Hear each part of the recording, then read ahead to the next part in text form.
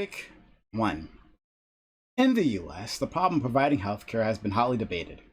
But since socialism is still politically toxic, options like Medicare for All are sidelined. If socialized medicine isn't the answer, then what could it be? How else can we possibly provide quality care to all of our citizens?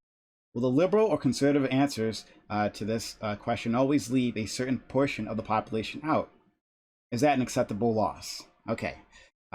So when we had these debates, right, on this left-leaning switch politics space, it's always focused on, well, technically the progressive answer. We are rarely debating other answers. So, like, what is everyone else saying that we should be doing, right? If you know me at all, you know I'm not a fan of the other solutions that have been presented to me. But still, what are those solutions? Are they worth our time? And is the left, people like me, are we overlooking something that actually might be really great? All right, so we'll start with, for introductions to this topic, with Fanatiq, work our way around. Okay, yeah, I don't know. I think the problem, the reason why like a lot of like the expansion of healthcare ideas get shot down is because people are afraid to give an inch, because a lot of times the left wants to go extremely far with things. I think the idea of like, having, good coverage for expanding Medicare and Medi-Cal for all. I think that's probably pretty good, but I think there's a lot of rhetoric that's like around the idea of abolishing the other types of healthcare once we do that, and I think that's where the problem comes into to play. I would say ultimately, yes, like all these other ideas, like we see other countries like doing pretty successful models. I don't think they would work the exact same in the United States, obviously, because our country is kind of amazing and we do all sorts of things that create the vast majority of medical advancements, biotechnical advancements in the world. So then I think the idea of getting rid of that profit motive, I think, would probably hurt that. But overall, I think more Medicare, the expansion of Medicare and things like that sound like they'd be pretty good. All right, thank you. Next, Madladn. So I think like the way that the question is framed is kind of like an indicator of like what the issue is. Like, it's not even like socialism, right? It's not like we'd be getting like a health insurance co-op if we did like socialized Medicaid or Medicare, right? The idea here is that you've got state managed healthcare or you have private run insurance. That's like the actual debate. And it wouldn't actually impact our medical research either. We have some forms of it. Like when COVID hit, I was privileged enough to be able to take advantage of some of the programs in my state. And the result was they basically put me on a private insurance provider anyway. And instead of me paying for it from my paycheck, I was paying, having it paid for by the state. So it's not like things would be that much different in terms of like the bureaucracy. Like everything would be basically the same and people would be still getting paid. I think the question is, will state managed health insurance work? And I think in our country specifically, it won't work specifically because there's individuals within our system that are actively willing to sabotage whatever systems we put in place, specifically to push the narrative that state-run anything will just like fail by default. Like we saw what happened with the Affordable Care Act. There's lots of harping about it, no replacement plans recommended, and then the end result was a system that's not particularly good and not being improved upon. So I think that state managed would be totally fine in a country where there is unity, but with our divided system where we're actively trying to sabotage ourselves and shoot ourselves in the foot, I don't think it's plausible currently. Okay. All right, Hans. At this point, you're not going to like find this lefty like freaking out that we don't have Medicare for all right now because it's not really possible inside like a Biden administration. I don't think anyone here who argues for that is being realistic, and that's why you mostly hear online people talk about Medicare for all at this point in time are like the Jimmy Dore dumbfucks who really just don't seem to understand how the system works and that we should just try harder to do with socialism. I think while we're waiting for the awesome perfect state solution, which I am in favor of, for the most part, obviously take everything that Fanatiq suggested, like lowering the age for Medicare, increasing access to Medicaid, like to envelop more people, not just people who say are like in direct poverty, give like a public option to expand care. When we talk about, say, socialized medicine as like a boogeyman, I don't really understand that. We already have like a public-private system that sort of exists, and I'm happy with just shoring up the sides of the public system because, again, I don't see any profit motive that would ensure, say, private companies wanting to insure a bunch of fucking old people. That's why we have Medicare. So we should just keep lowering the age year by year. So that eventually when I'm 70, that the actual age maybe get into it is 40. So just do what we can to keep making things marginally better. And honestly, like big meme, don't let the perfect be the enemy of the good. Like just keep doing good stuff right now. And any people who argue against that are really fucking ridiculous and kind of annoying. An enemy to progress. Okay. Next, Destiny. I agree pretty much with everything Hans said. I think that well, actually, I'll give one more notable thing. I agree that expanding the ACA and things like Medicare and Medicaid would be good, increasing the eligibility, get more people drafted to programs. When people see that they work, then they become more defensible. Then we can expand them over and over again. Something that I think would be really good to try too, that people on the left often overlook, is more state experiment. We have Medi-Cal. We had Romney Care. If people think that these types of socialized medicine programs are good, maybe trying them out on the state level first, even though there are added difficulties to doing it on the state level, maybe that would be beneficial. And then once you see the proof of concept on a state level, then you can roll that out on a federal level.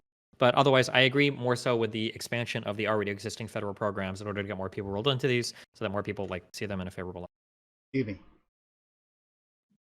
Yeah, I feel like I agree with just about everything Destiny and Hans said, and Fanatiq actually. Yeah, I mean, I think that the goal should be universal coverage of some sort. I think it makes more sense to have some kind of like hybrid system where you've got like some kind of public option or like universal coverage for everybody that covers like basic necessities. And then maybe some private plans available to what's the word I'm looking for? To cover all the extra shit. That makes the most sense to me. I think that works in countries that have it. I don't see any good reason we shouldn't have it here. New salsa. Yeah, I don't want to be another broken record, but pretty much I agree with mostly what was said. I think the most interesting part about the question is about the possibility of leaving people behind and whether or not that's going to be an acceptable loss. I'm interested in what exactly would be an acceptable loss, or if anything is at all, right? Is if we continue progressing, like, is it like if we go down to the Medicare for all, like Hans was saying, and we get down to like to year 40, right? Is all the lives in the middle, is that like the acceptable loss that we have? Or if like we're only going to apply it to like American citizens solely, whatever system that we create, if that's going to be an acceptable loss? I think that's the interesting part of the question for me. Sprout. That's it. So, man, I'm gonna take some heat for this. I think that the healthcare system is fine as is. I think there should be a public option. Besides that, I think that if you don't have healthcare, that you can choose to I think that the system is fine as is, to where hospitals are forced to give you medical care or life-saving care. If you go to the hospital and need life-saving care, they're forced to give it to you, whether you can pay for it or not. And I think that's where we need to draw a line. I don't think we need to start paying for optional surgeries or optional care if there's no health insurance and they prove they can't pay. But other than that, I think there should be a public option and let the private market do what the private market does, because it's not sabotage to say that the government doesn't work. It's historical evidence that shows that government-run programs are bad. Look at the Veterans Affairs. Look at Social Security. We go on and on and on. This is historical evidence. It's been a pattern. It's not sabotage. All right. Before we get into the general Prime, just letting you know, Ty got back to me, so we have another righty for the panel. You can bring him in whenever you want. He's ready. Okay. I do have someone else who's already here. Don't worry that he saw. Apparently, he saw Destiny, and he doesn't like you very much for whatever reason. Big D. Wait, what's your anyway? Tiberius D. I don't know. Have y'all met? Like, you both seem like, I don't know why y'all wouldn't like each other. Anyway, like Prime, just bring on who you're gonna bring on, I guess. Yeah, I already had someone already. Wait, are they right leaning? I'm so mad at Gambit. What Sorry. the fuck? What'd you say, Destiny? Are they right leaning? Who you're bringing on? Yeah. Well, the person he's you think he's right leaning. It's Gambit. This is just going to be like, this whole show is going to be us like all shitting on the Spartacus is what it feels like. But it doesn't have to be, actually. Well, I mean, like, I think Spartacus actually had a point a little bit in terms of like when I was first perceiving like what the ACA should have been. I really would have rather seen like a public option from the government competing against the regular insurance companies on the markets, because I think it would have driven prices down by default because they're competing with a government entity. So I think there's something to that argument. And I would be curious to see how that would work. And I think it does. Didn't they do that in Massachusetts already? Like that was a thing, right? And it, Yeah, like I think Massachusetts has instituted already. I think several other states instituted something like that already. To Right. There's a public option and there's a private options as well. And it like drove costs down, I do believe. I have to look this up just to double check. But I think that's what happened. It's typically what happens when you introduce a cheaper alternative. Yeah, okay. I want to challenge this. If we're moving on, if we're past openings, why do we say that like the VA and Social Security are failed government programs? Well, because Social Security can't survive the way it is right now, and the VA. I don't know if you've ever looked into the VA, but the VA is absolutely a horrendous program medically. Soldiers have to, not just soldiers, Marines, seamen, all the military members have to wait have to wait large amount of times before they can actually go in and see a doctor, even for something minor. Sure. And sometimes it's proved to actually be very, very detrimental to the service member because by the time they actually get in to see a doctor, it's much worse than it would have been if they were actually just seen. Yeah. So why don't all the guys in the VA just go get private insurance? Because the guys in the VA have, well, some people in the VA can't afford it, and I think that there should be extra allowances given to people who decided to risk their lives for our country and come back with PTSD and come back with Sure, all but these like, other kinds of. What the VA is for? Like they get affordable care, like at the VA. For the VA, because I think this is a great lens to look at. So your claim is that we have a healthcare system that works all right, Yes. but then you say you have a huge problem with the VA. So my problem is I see the VA as a form of government insurance or government healthcare. But all the people that are in the VA, if they wanted to, they could go to this private market that you say works very well. But it sounds like they opt to do the VA, even though there's a private market out there that you say works well. If the VA is not that great and the private market is there and they're not choosing it, doesn't that mean that the private market might be even worse? Like you yourself said that a lot of people that have the VA or access to the VA might not have the money for private insurance. Like, yeah, because there's a lot of homeless veterans and get closer to your mic. Be a little quiet. Because I'll just turn my gain up. That works. Yeah. Is that better? Mm-hmm. Okay, so there's a lot of homeless veterans, and I think that when you're homeless, you don't have money to pay for surgeries and stuff like that. And when you have service-connected injuries, this is usually what you go to the VA for. I don't think that you should be paying out of pocket for service-connected injuries. And if you decide to go see a private doctor outside the VA, you are not allowed to go back to the VA because you went and saw a private doctor for your injury. So I understand the that, VA but like basically keeps you as like this. Let's just focus on this, right? So there's a lot of people that might have military service that have like injuries. What about like normal people that have injuries? Well, normal people that have injuries, normal people didn't sustain injuries fighting in Iraq, fighting in Afghanistan. Yeah, but like, who cares? Like, whether your arm got broken in combat or your arm got broken working in a factory, you still have to pay healthcare. You got to pay somebody to fix it, right? I'm just saying that, like, I believe that if your arm got broken in the military, I believe that there's a much different standing point at which we should be going about it. And I think that they deserve medical care for the service-connected injuries that they have received. Sure. So is it fair to say that you don't believe that our private medical system is good enough for veterans? No, I think if the government decided, to basically contract out the VA to the private medical care system, I think it would be much better. The VA system is absolutely trash, and it hasn't been until Donald Trump started allowing veterans to go see a private medical care that they were able to do that. And now that veterans are able to see private medical care, there's a huge uptick in veterans actually doing that, and a huge uptick in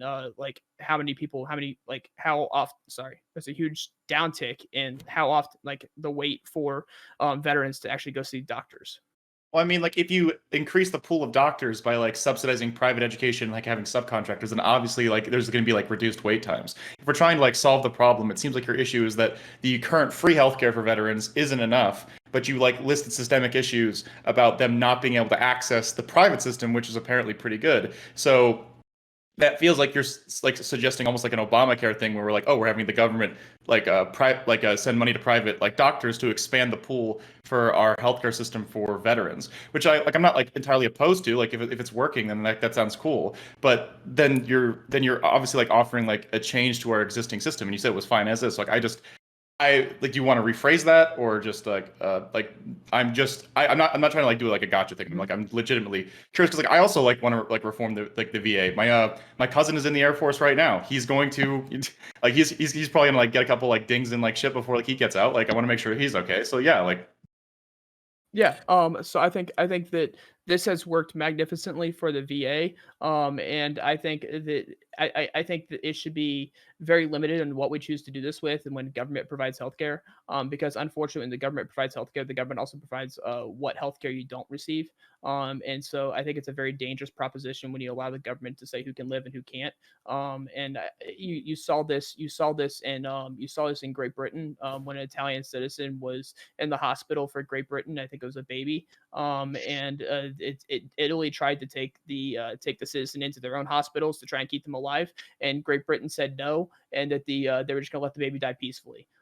Which seems extremely wrong to me. I mean, Okay, this but did happen. hold on though. You're talking about letting someone decide what kind of healthcare you have, and I mean having a government decide what healthcare you're eligible for sucks, but so does having a private insurance company tell you what you can and can't have insured also sucks, right? So it's not like your preferences are that much better.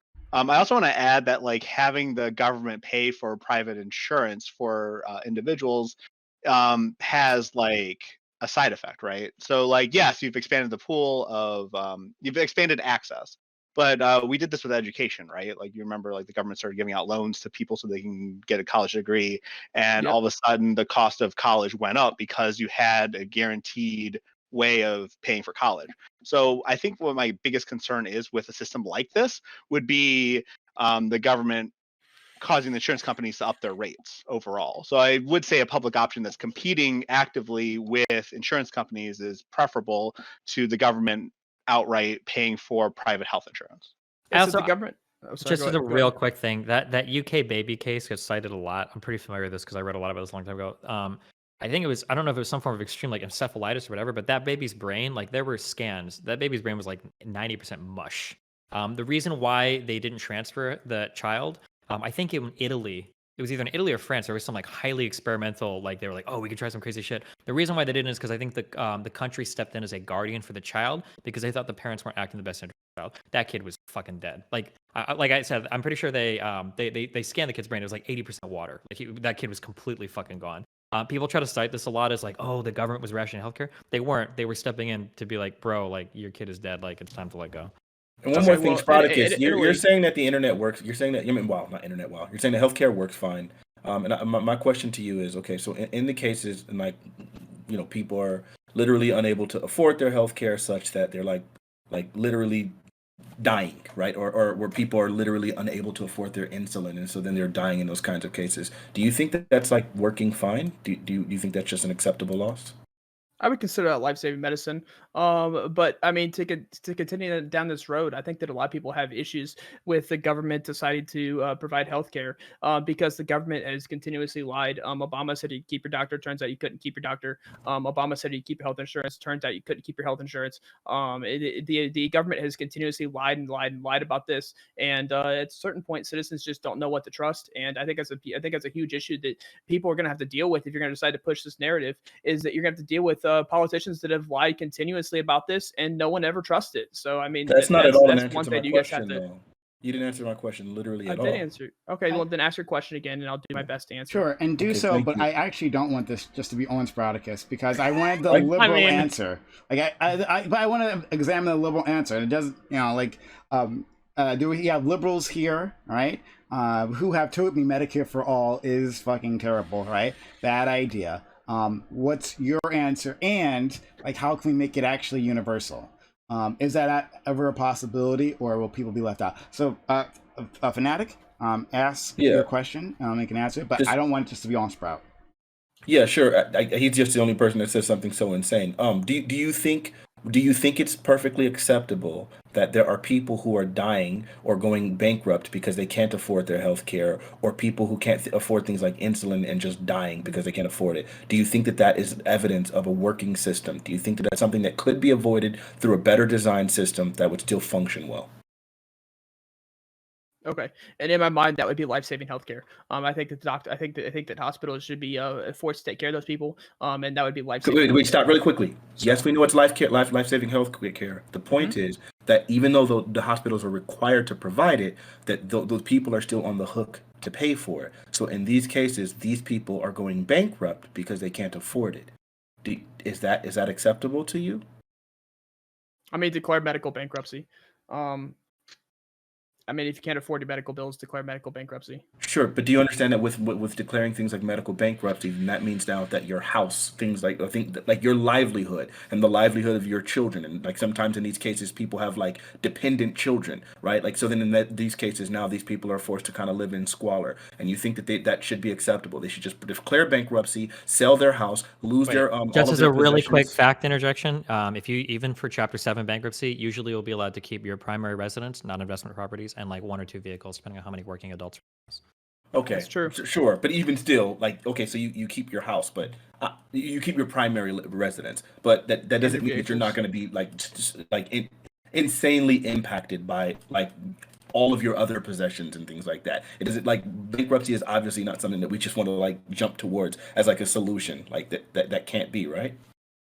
I mean, I would push to take the public option. I would push the people that need this care to take the public option that is already there. And I think that's something that should seriously be pushed for someone who can't afford insulin. And also, if you also most of the times, if you talk to Eli Lilly is the company that puts out insulin. If you talk to Eli Lilly, they will actually lower the prices, and sometimes they make it free. If you can prove that you cannot pay for insulin, Eli Lilly will assist, and they say that in their commercials that if you have problems paying for it, to contact them and they'll see what they can do. So I would suggest maybe taking the public option, and then maybe talking to the people who make your drugs and seeing if you can get a better deal through them, and possibly even free. I mean, that's hardly a guarantee, though. Like, we'll do what we Let's hope for can. charity. Yeah, I don't. And I mean, the thing is, like, this is a hypothetical question, right? Like, this is like, what's the best healthcare you can imagine? And I'm hearing like something sort of like what we have now is like ideal, and I'm just kind of not feeling that. Like, it was like if I had to create like my perfect healthcare system, right? Like everybody would be covered, in like or everybody would have access to free coverage, and then if you want like the Lexus of healthcare, like some private insurance on top of that, you could purchase that, right? And then you would also have a public option for folks who can't afford like bonuses. And I mean, I guess we'd have to figure out like what the nuances are, like what counts as extra and what should be just like a guaranteed basic right for a person to have access to. Like if someone dislocates their shoulder, they should be able to go to a patient first somewhere and get that thing taken care of and go home and not have to pay for it, right? If someone's about to give birth, they should be able to give birth for less than $200. Like things like that. I think we should actually aspire to improve our system so that folks aren't going to go bankrupt every time something random happens, right? And Like a again, little bit. I think Donald Trump was on the right road with this. I think Donald Trump was forcing these medical companies to give us the same price they were handing over in Europe, which would have greatly decreased the actual price of medicine here in the United States. So I think Donald Trump was on the right road with this. But to answer, But isn't it the to government like answer, affecting the market though? I thought this is something you'd be against. to Theoretically. enforce companies to not just sell their. I mean, the government already controls price gouging, right? The On government some already level, controls yeah. price I'm gouging. just trying to figure out where you're at, like Okay, they're ideologically price speaking. gouging. Okay, so I'm against price gouging. Wait, how is it price gouging to offer different rates to different markets? How's that price? Yeah. That's not Okay, price gouging so at all, right? I mean, I'm against the ideal of price gouging, and it's similar to price gouging, correct? I don't know how. I just don't understand how that's price gouging. Offering a lower rate to Europe than they do to the United States. You don't see that. So as price right now, gouging? if I buy a latte in LA and then I go back to Nebraska and I buy a latte, those are going to be two different prices. Is that price gouging or? I would argue yes. That if you're gonna offer your latte for a price, then it's that price, and that's the price of your latte. Oh, Well, so like if you want to run a business, theoretically, you're Wait. looking at a certain profit margin, right? Different markets are going to support different prices. That's just Yeah. Oh, okay. And then like I mean, I guess, the like, reason Europe has cheaper drug prices is essentially because the U.S. is effectively subsidizing the prices. No, it's way more complicated than just that. But like when you talk about say like the when you talk about like subsidization of like doctors and how like under Obamacare like people couldn't like keep their doctors because some doctors wouldn't opt into like the government insurance. You realize that's because like those rates are like either lower or subsidized. A lot of people don't like say like Medicare or certain government coverage because the government pays out less per person than like potentially like either paying out of pocket or private insurance. Like there are problems with that we accept like when we have like larger risk pools. And so I don't know how we solve that problem of like making and this is even what I wanted to talk about. I want to talk about like the catastrophic coverage thing that you were talking about, where we should like keep people from dying. And that's really cool. But a lot of health problems in America are based on like non-essential stuff that turns into bigger things. A lot of like reducing healthcare costs is about preventative coverage. And like Obamacare slightly solved this by getting rid of the catastrophic coverage programs where you would only get health insurance if you were like literally about to fucking die. And they like said that those weren't okay anymore because like those weren't actually insurance. So if you're trying to like reformat the system, even inside like, you know, like this is all lib shit. Like we're not talking Medicare, we're not talking about any of that. We're just talking about like improving our healthcare system like as is. Then you got to make preventative care more accessible to people. Doctors' offices, like, you know, even if it's like a little bit of a copay, like that sort of stuff, that's still like way better for access. So I don't know, what's your goal then? Because you're okay with the public option, so then you're not okay with the current system. You want us to have a public option for like people like to either buy into or like have if they're like too poor. And like, is this outside of Medicaid? I'm just like I'm not trying to pick. I know we're all like asking you questions, so like I'm happy to ask other people's stuff as well if we want to take this off of you. I do want to expand. So you can respond to that. Sprout, you can respond to that. I actually do want to get to other people. Can we talk about why drugs are more expensive in the United States too? I just wanted to talk about that for just a second. I'll try not to. Yeah, I want to talk about that too, for sure. Okay. I mean, so okay, so there's one thing that's undeniable here is that if the American healthcare consumers suddenly started paying the same prices as the European, Canadian counterparts, the world's private medical research would come to a screeching halt. Because the private medical research wouldn't actually be able to take that low of a pay cut to where they're not funded by the United States anymore. Because in 2009, Americans spent $7,906 per person on healthcare. Canada spent $4,808. Germans spent $4,218, and the French $3,978. And so if Americans had that same rate as the Canadians, the Germans, and the French, undeniably that the private medical research, which does so much better than government medical research, would come to a screeching halt because America is funding that far beyond what Canada, Germans, or French are.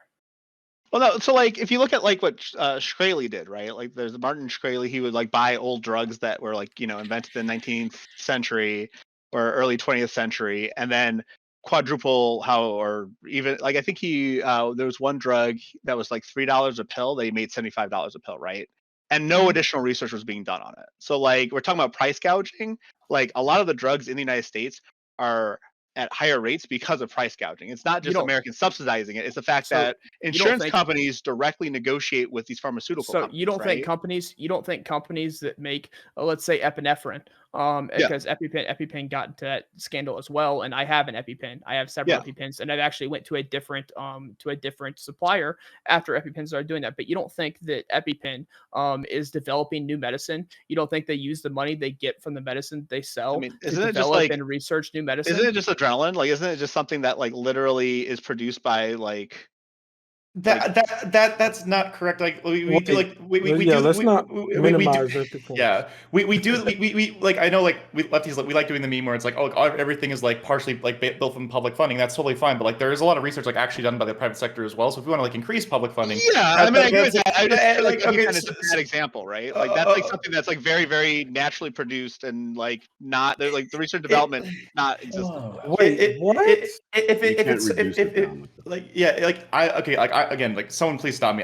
I do not think EpiPen is just adrenaline. Like there's got to be like if it's that easy, there'd be like a million different people who could. I think it's like $3 to get. Don't quote me on this, but I think like EpiPens in like third world countries are like really cheap, aren't they not? So the reason, real quick. So my understanding, somebody correct me if I'm wrong. My understanding is that the reason why things in the medical world become so expensive is because the fault tolerance is very, very, very, very, very, very, very low. So like EpiPens, like the drug itself might not necessarily be expensive to synthesize, or there might not be a lot of R&D that supports the drug. It's like the whole delivery system is why those are so expensive. Like, whereas for like a consumer gizmo or gadget, maybe you have like a 1% fail rate or like a 0.1% fail rate. When you're talking about EpiPens, that's not really acceptable. You can't have 1 out of 100 people that need an EpiPen dying. So when you have a device and you've got to design it so that the fail rate on these is like 1 in like a million uses or 1 in like 10 million uses or whatever the fault rate is on those, then the I think we're costs just get way higher. I think you're just justifying. Like, it really is just adrenaline. Like, I just looked it up. It's adrenaline. No, like, no, it's not just adrenaline though. You can't do anything with adrenaline. If I gave you adrenaline, you wouldn't know. Right. What to do, I mean, right? like, it's the pen that injects yeah, exactly. it into you. I That's agree what with I'm talking that. about. Yeah. The But, drug like, itself is not the big deal. It's the But delivery like, we've system. been using syringes for like 100 years at least, It's right? not just But a it's not. syringe, It's not. though, It's not right? just a That's the syringe. It's point. a rapid syringe. Mhm. It's a rapid syringe because I'll tell you, I'm This feels like I'm justification. definitely Like, I'm definitely allergic to peanuts. I've encountered peanuts 3 times in my life. Each time I went to anaphylactic shock. Yeah. when And was the last I time had they to use. redesigned the EpiPen? When's the last time I'd used Epipen? No, 2 when's years the ago. last time it was redesigned? Like, you've had one for a long time, I presume, right? No, you have Yes. to get new ones often. I have to get a new one about every year because they do expire. No. Okay. He's saying So- redesigned. He's saying like Yeah. when has it been functionally changed? So Destiny here points out that this cannot fail, right? We can't have people having a emergency, as our friend Sprouticus unfortunately has had in the past, right? And then he stabs himself and then it doesn't work. That's a problem. Yeah, So you exactly. have to have an exact system that is reliable. Okay, so what our friend Madladn is pointing out, well, okay, then when is the last redesign? Or are we saying that because this manufacturing process is somehow so exact that in itself, producing these pens that's been produced millions of times already, still has to cost that much? I mean, And just look at and the real here's the country and thing, see how right? much it costs, right? Like, I mean, here's the thing, right? So wait, is like one thing, Sprout? Like, then is our issue with like patent law and like having like do we want to Yeah, open that's what source? it Like, sounds like. what like it is, Hans. That's, I feel like everyone's ignoring that point. Yeah. Yeah, I was getting ready to big up patent law because the people who made the EpiPen had the patent for it. Very often the reason why these things are so very different in prices is because within the United States we have specific laws. We're the ones doing the research and development. We're responsible for like literally over 90% of like biotechnical advancements in the world. As a sole country. So because of that, like our country subsidizes quite a bit of these biotechnical advances by like funding partially some of the research and development. So when you have like our country doing it, then the people who are responsible, who are actually doing it and putting in their own money as well, they have to recoup their losses, right? Like they're trying to make money. And a lot of times their motivation behind it is because if they think that they can do it, then they can make money on the back end once it's now patented and can't be sold by anyone else. And then as a result of that, they get to set the price, and then now they get to make their money back, and some profits. So I mean, it does suck because again, the profit motive that's at the heart of everything. We can just go ahead and tell them like, no, I'm sorry. And then as a result of them coming up with the advancement, then the next thing is the other countries, China or whoever else, they end up coming up. The technology is there. They recognize what the technology is, and then now they can end up producing the same exact drugs in their own country, and they don't have to respect all of our law, or they come up with something extremely similar. So now at this point, they can do for their citizens using our biotechnical advances. So if we're talking about like COVID medicine, for example, right, or like something that's like high tech, brand new, like antiviral stuff. Yes, absolutely, I 100% agree with you. When we're talking about things that have existed for decades, like diaphragm or EpiPens or whatever else, and when we've had injection systems that are when we've got injection systems that have been perfected for decades, there's no justification for the price hike past wanting to make as much money as you can for the patents that you have. And I agree that patent law is a big part of it. Absolutely, 100%. Okay, I'm just saying, is EpiPen under patent? Is EpiPen under patent still? Yes. Okay, EpiPen is no longer under patent. I know that because I have a competitor. I use a competitor's EpiPen. The competitor, pretty smartly, right, is that they then designed their product and told insurance companies and people that this is free to the patient. If you have insurance, your insurance will pay for it. The EpiPen is protected from competition until 2025. So maybe there's something fundamentally different about 90% of the injector market is controlled by that company, by the way. Yeah. So they probably important thing. There's like multiple types of brands of like auto injectors. Like in Canada, there's Alterject, Emerade, and EpiPen. So it doesn't seem like there's like a single monopoly on this. They're probably just like the biggest provider. And if we have an issue, but Hans, that's exactly my point, though. Imagine if Epipen comes out with their product and then they say, by the way, we're patenting this so that you can't sell anything like it for 10 years. US says, okay, great, no one else can make any competitors in the same way, right? Whereas Canada might say, okay, well, you can't sell Epipen, but you can do other products that are similar. No. That's not at all. No, that's not how patent law works. It is. That's not how patent law What's works. going on right now? Wait, but Matt, hold on. So what's going on right now is that insurance companies are negotiating with Madladn, the producer of EpiPens, and saying we will force people to use your product, and that's it. It's all about what the insurance companies are deciding in terms of EpiPen here. If you develop it differently, if you develop it outside the patent, just like PS4 and Xbox. No, Sprout, we don't disagree with this. Nobody disagrees with what you're about to say. No. Yeah, I think Fanatiq kind of disagreed.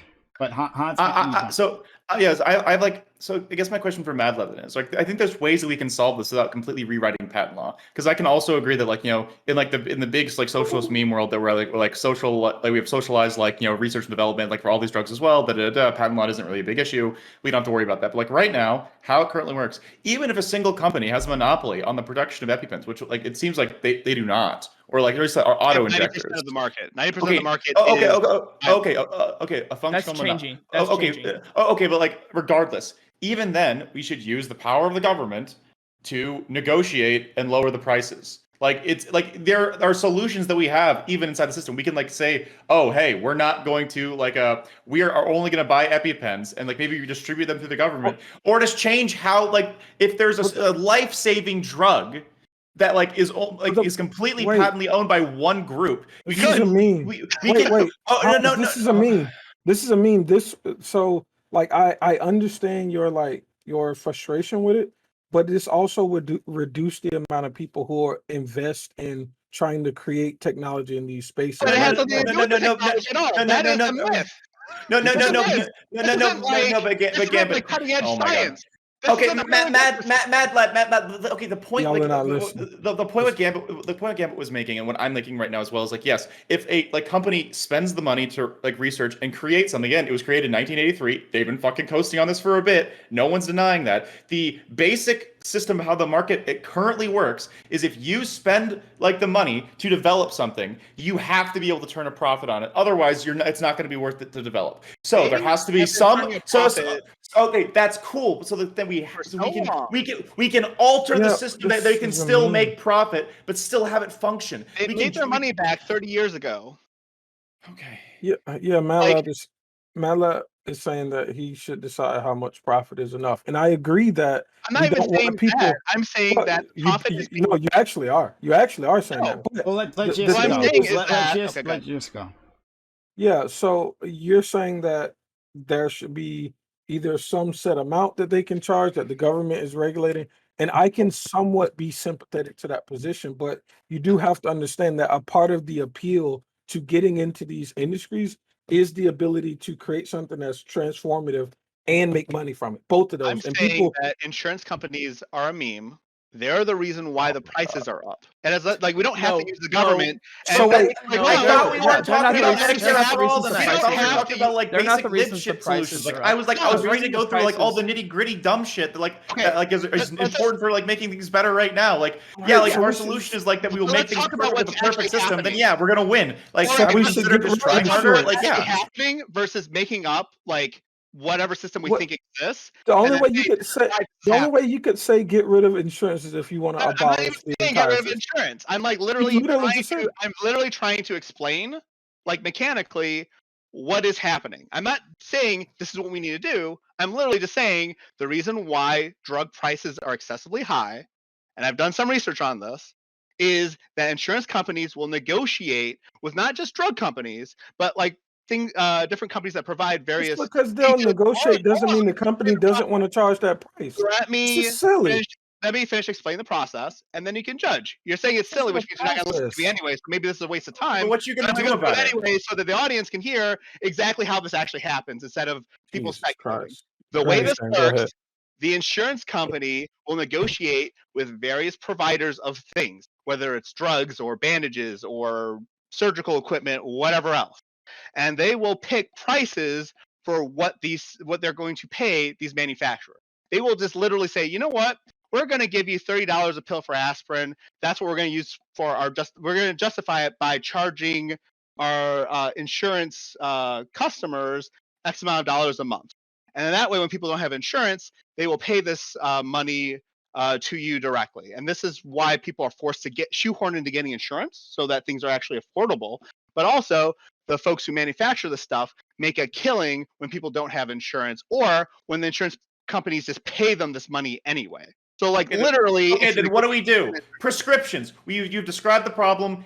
Yes. Like saying like the problem without providing a solution is just whining. We already said Medicare is off the table tonight. So how do we fix it? I just want to accurately explain what the problem is. Okay, you did that. And now Spraukus actually had a good point.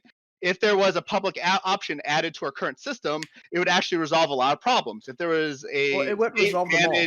Insurance, it would resolve a small. You did all this just to say public option good, like, bro. I'm actually trying to answer your question, and you guys are interrupting me. So don't. You're just grandstanding now. All right, whatever. Like, if that's what you think, that's fine. I don't care. Let him finish. I'm going to answer the question now. So my answer here regarding the public. Oh, you're literally just grandstanding. All right, fine. I don't care. How long are you going to go on? You didn't answer the question. Well, I'm trying to answer the question. You said you wanted to spell out the question, and now you're just sitting here taking up all the time and sucking up all the air in the room and preventing anyone from having an actual conversation. You can't say that you're not. You can't say that you're not criticizing the healthcare community, or I'm sorry, the insurance. If at the exact same time while you're doing that, you're literally going and then saying, "Oh, the insurance is the problem," and here's all the reasons why the insurance is the problem, while simultaneously saying, "I'm not saying we should get the insurance. I don't think we should get rid of it." But you are clearly saying it's a problem. We got Stop. it. Great. Thanks. Wonderful. Want to answer my question? Okay. Right. He's not Public going option to. good. We got it. Right. Anyway. Oh man, there's Fanatiq going off again, thinking he's got all the answers, and it can't bother me. I'm just waiting for you to give one. You won't. You're just talking. I'm fine. Okay. Madladn. Fanatiq. That is incorrect. He provided one. Public option good, which we all agreed with already. Madladn. Yes. I'm talking about the public option and how it impacts the specific problem is if you have a state-managed insurance company that's negotiating with providers of the same drugs overseas at a much cheaper rate, will allow us to import EpiPens and import surgical equipment and import pills at a much lower rate. And if there's a hospital that's charging $10 for an EpiPen, people are going to go to that hospital instead of all the other fucking hospitals. That's my point. Thank you very much. No, so I knew he was going to go to this, and this is something that I actually felt strongly about until I thought deeply about it. So I was a big Bernie fan, and Bernie was a big favor of importing drugs like from Canada, and I was as well, because I was like, yeah, this will reduce prices, but it circumnavigates the problem of the U.S. companies doing the research and acquiring a patent. If you allow import of drugs made with the prescriptions of said patents in different countries. So it's not as simple as let's just allow import of drugs, because if I create a company in the US and I get a patent and then these things become publicly available, if you just set up shop with a company in another place and then import the drugs, I then lose all of my all of the like foundation for my patent. Like that's the reason we acquire patents. So it's not that simple. GSU, I think you're going to agree with me on this one. I really do. And this is what I started off saying, is that the huge issue is that the United States is not being given the same prices as Europe, Canada, or any other country. The United States is given much larger prices, and we're called on to subsidize for these other countries because they're obviously making their money back, but they're making their money back off of us and then giving other countries cheaper options. So the United States is effectively subsidizing the price for other countries. We are paying more so that way other countries can get it for less, which is why I think that's not a myth. That is not a myth. That is not a myth. They're making money from those countries too. Wait, so I think what you're saying, slightly what you're saying is if we do the research first, then other countries are just copying. If they're creating a generic version of the drug, they're copying, and they don't have to do all the initial research that it takes to create. It's not even that game. But what he's saying is that if you have if it's produced here and like prices are higher here, and then other places can like pay less and still make profit. So I guess like Spraukus, the only thing I would say to this is that they wouldn't sell the drugs in other places if they still weren't making profit there. So they might pay like lower prices than like Americans. And then what I would say then is that's probably because their healthcare systems are better at negotiating prices. Maybe it's because they have like stronger public like institutions that can negotiate better as opposed to like our conglomerate system of like, you know, dozens of private corporations like trying to do it. Or like there's so many things that we can fix this, but like it's not just because like they're cucking the US. It's because like there's other systems in place because they're still making profit. They can still make profit here. We would just want to reduce it. I can assure you that there's no medical provider offering services overseas for a law. Let me explain what I'm saying is the U.S. consumer literally funds research and development for every other country. The U.S. consumer funds research and development for every other country. For a lot of that, yes, I agree. Absolutely. However, they're making a profit in every single country they operate in. So the question y'all have to ask is, why are these other countries able to negotiate lower prices? And that's because the patent laws don't exist there. And they have other competitors, which drives the market, which drives the prices down.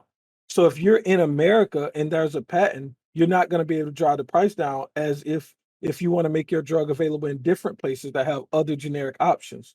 So that's the whole thing. Like that's why here in the States. So how bad companies are at negotiating. I got a question when it comes down to this. If we go as Spartacus said in regards to the U.S. provides most of the funding for the research, fine, right? But that's not going to come to a standstill if we just drop prices and we're on the same plane, let's say Europe or all these other countries, right? They're still going to do research. Hans is absolutely right. They're still making profits inside these areas, right? So the question is, and I can accept that we can slow advancements in medical, right? But the question is that going to be a worth trade-off if we're able to get like a slightly slower, or I don't know how slow it's going to be, advancement in medical, but everybody's now covered, right? And we can solve a lot of the problems that we suffer today. I think that's, in my opinion, that's a perfectly fine trade. I don't think that's that big of a deal. As opposed to have like a large populace not be covered, I think that's fine. On this thing of funding, right? So this is from the New York Times, right? The story of coronavirus vaccines, the story of drug development in America writ large. Government funding contributed to research associated with all 210 new drugs approved by the U.S. Food and Drug Administration between 2010 and 2016. So the U.S.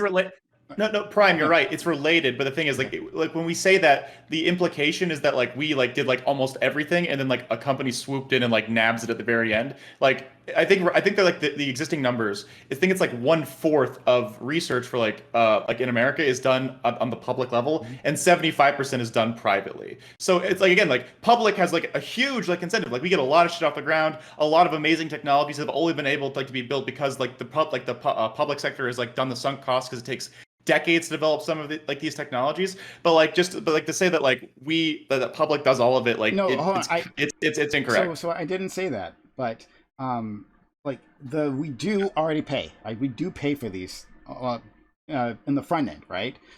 We pay for these drugs, but it seems like we don't.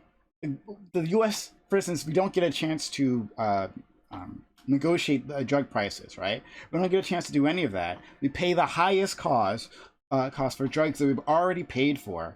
I mean, do you see like what's wrong with that? I mean, does everyone see what's wrong with that these patent that we got to negotiate better. Like we got to like allow both Medicare, Medicaid, all that sort of stuff. Yeah. We're only mentioning part of the problem. We're only mentioning part of the problem, right? Like, okay, so you guys are saying we're paying more money. And we're saying we're paying more money because the U.S. it's coming up with the advancements, and the reason why we're coming up with the advancement is because of a profit motive. They're recognizing. I'm saying you're wrong. We're recognizing that what's going to happen is that, like, okay. I'm in the middle of this game. I'm going to finish this game, and then I'm just going to go ahead and come back with the data really quickly to support everything that I'm saying right now. I need someone to disagree with me so I can go ahead and shout at them for being an absolute idiot. Okay. We are responsible for the vast majority of biotechnical advancements in the world. Who's we? By a lion's share. Who's we? The United States. If we combined literally all other countries in the world's Yeah. biotechnical advancements, they still will not equal the United States. I mean, Absolutely literally, true. every country in the world combined cannot equal the United We States. understand So this. we are responsible at a large margin. We understand the this. reason why Absolutely. the reason why we are responsible for such an absurd level is because of the fact that we have specific patent laws that are attractive to the people that are doing the research because of the idea that they will be able to make a profit in the end because of the Yes. fact that we have these patent laws. So Ish. if we just wholesale get rid of those, then at that point, that takes away their incentive to continue to Which I wasn't develop. saying at all. No, I disagree Okay, that. I'm saying that. So if we do that, and so now, if we allow people to import generic versions of the drugs, then that means, as opposed to paying the company that directly came up with the biotechnical advances, we will pay the third party the generic knockoff version, the Safeway Exactly. Select. So then at that point now, this company's not making their profit back. Then that means, why the freak would I come up with the technology that's going to help save people's lives if I know I'm not going to get any freaking money from it in the end? that's You guys are fine. just going to go with a knockoff version. So, Or okay. then as a talking result, about as a result of that, that means that these companies would then stop doing the biotechnical advances. That's what we're arguing. That's So- fine for cutting edge so- medicine. No, but it's okay, not so fine wait, for wait, so I like Does anybody not understand that? Wait. Hold on. Wait. Wait. Okay, so No. Okay, anyway, so, Wait. so here's my problem. One, to think that that's the only reason. It's because of the patent laws. Oh, that's a big reason, right? Because of our completely unfair patent laws to put corporate profits over anything else. No, that's true. That's definitely plays a part in it. So 100% in that. But on top of it, it's not like the U.S. is picked by random. Like any other country can replicate our laws, right? It's the infrastructure that is here. Part of it is infrastructure. Part of it is the mines that we have here, right? We already have Colleges. college and all of that. Yeah, who are pumping out people who can work at these companies to develop these new drugs, right? You can't just pick up all this infrastructure and put it somewhere else. So if we change the patent laws tomorrow, right? Pfizer and Moderna, or whichever one is America, I forget which one. But like whatever these companies, whatever these companies, they don't want to just pack up and leave, right? Because they just can't access this in all the countries, right? Now you can start creating that infrastructure, but the infrastructure certainly is not there. And beyond that, the U.S. is like the center of commerce. It's the center of fucking trade, of everything, right? So I reject that. Well, it's these patent laws. That's the only thing, right? But beyond that, but I guess you didn't say the only thing. To be fair, right? But beyond that, like this idea that actually, I lost my point. Hans, go ahead. Wait, I have a question for you. Wait, one small question for Prime. Go ahead. Is your problem that the people who create these revolutionary drugs and technology have the ability to get filthy rich? Oh, Is that the reminds me core of my your other point. problem? That reminds me of my other point. Thank you. I don't have the fact that they're making a profit isn't a problem, right? Sorry. It's the making those exorbitant profits off the back of dead individuals, right? Like that's my problem. So like, it's not that they couldn't make a profit. That's at a way a to lower, frame it. But hold on, that's not like they couldn't make a profit at a lower price, correct? Right? They could actually make all their money back if we negotiate with them, right? Because right now that's what's happening in our Congress, right? We're talking about changing the rules so that Medicare can negotiate drug prices. That would be amazing. That would be amazing. If that happened, would that destroy the market? Would that be the end of it? I mean, the companies will say it is, but I don't think that's actually the case. You can actually make a profit at a low price. You won't make all of the money. You'll make the money will come in slower, certainly, but you'll make the money. You can make a profit. So, But Okay, so I guess my only like issue with this Prime is, again, like I also would be in favor if they're like buying out patents from companies like in a way that's profitable. If we want to say like reduce like the upfront cost to consumer, there's a lot of ways we can handle this. What I am nervous about is like say dramatically changing a policy without like having any additional infrastructure, right? Like if we're gonna have like massive, if we're getting rid of patent law, then essentially what I believe what Fanatiq and Gambit said about like how individual investment like from private companies won't be as robust because they won't make as much returns on it. So then the question becomes, we have to subsidize that somehow. In the case of this case, public investment has to become say greater than 25%. So I'm okay with if we're doing away with patent law in the way that we're suggesting, we have to like think of the externalities that are happening, and we have to say, oh, if we're making it less profitable and less optimal for companies to do the research, we have to make sure that the state's stepping in and doing and like picking up where they left off. Because if we, because like what I guess like I agree with you like in principle, but saying like, oh, like because like we're just like the center of market stuff, like the United States has a lot of power, a lot of pull, but we just have to make sure that like when we're changing the system and crafting it, we have to like put in like roadblocks to make sure that things don't collapse, or we have some like stuff that we weren't like assuming happening, like that will fucking wreck our system because we got rid of patent law with like changing nothing else. I'm absolutely with you. I would love to have a public option in terms of like pharmaceuticals, right? We could do that. That's what we did before. We used to develop, the government used to develop drugs here, right? We could just do that again. I'm not saying that we eliminate the private market. We don't have to, right? But we could just do that again. And there's plenty of drugs that those companies that you guys are, sucking the dicks off right now, they don't want to bother developing just because they don't believe this will be profitable. That's fine, okay? That's when you have a public option, just like for the mail system, right? There are plenty of places FedEx and UPS won't deliver to because they won't make a profit. They do, but the U.S. government is there to step in to make sure that everyone is served. So why not do that again, like we used to? For the pharmaceutical industry, because you're not worried that the government's been proven to be worse off on innovation and research and development than the private market. The private market has proven to be better time and time again than the U.S. government actually has ever been able to be. I disagree, but internet space race, like okay, it's okay, like Sprout, like you have to be very specific when you make that claim, because a lot of amazing technologies that the private market has like magicked up came from initial research and investment from like the public sector. How much like stuff came from the space program? How much of like modern technology and computing has come from like government investment? If you get to like being like highly specialized and like developing patents like to be maybe like make a shit ton of profit in a specific area, that's one thing. But just saying like private like investment's better than public investment means absolutely fucking nothing, because I can give you a million examples where public like absolutely beats the shit out of private. Like guess who landed on the fucking moon first? Public like funding. Guess who still hasn't made it like to the moon yet with like manned people? Fucking like SpaceX and all the other like dumb shit things that like. I'm sorry. I was specifically speaking medical. I apologize. I should have clarified that. I was specifically speaking medical, as that's the topic of discussion.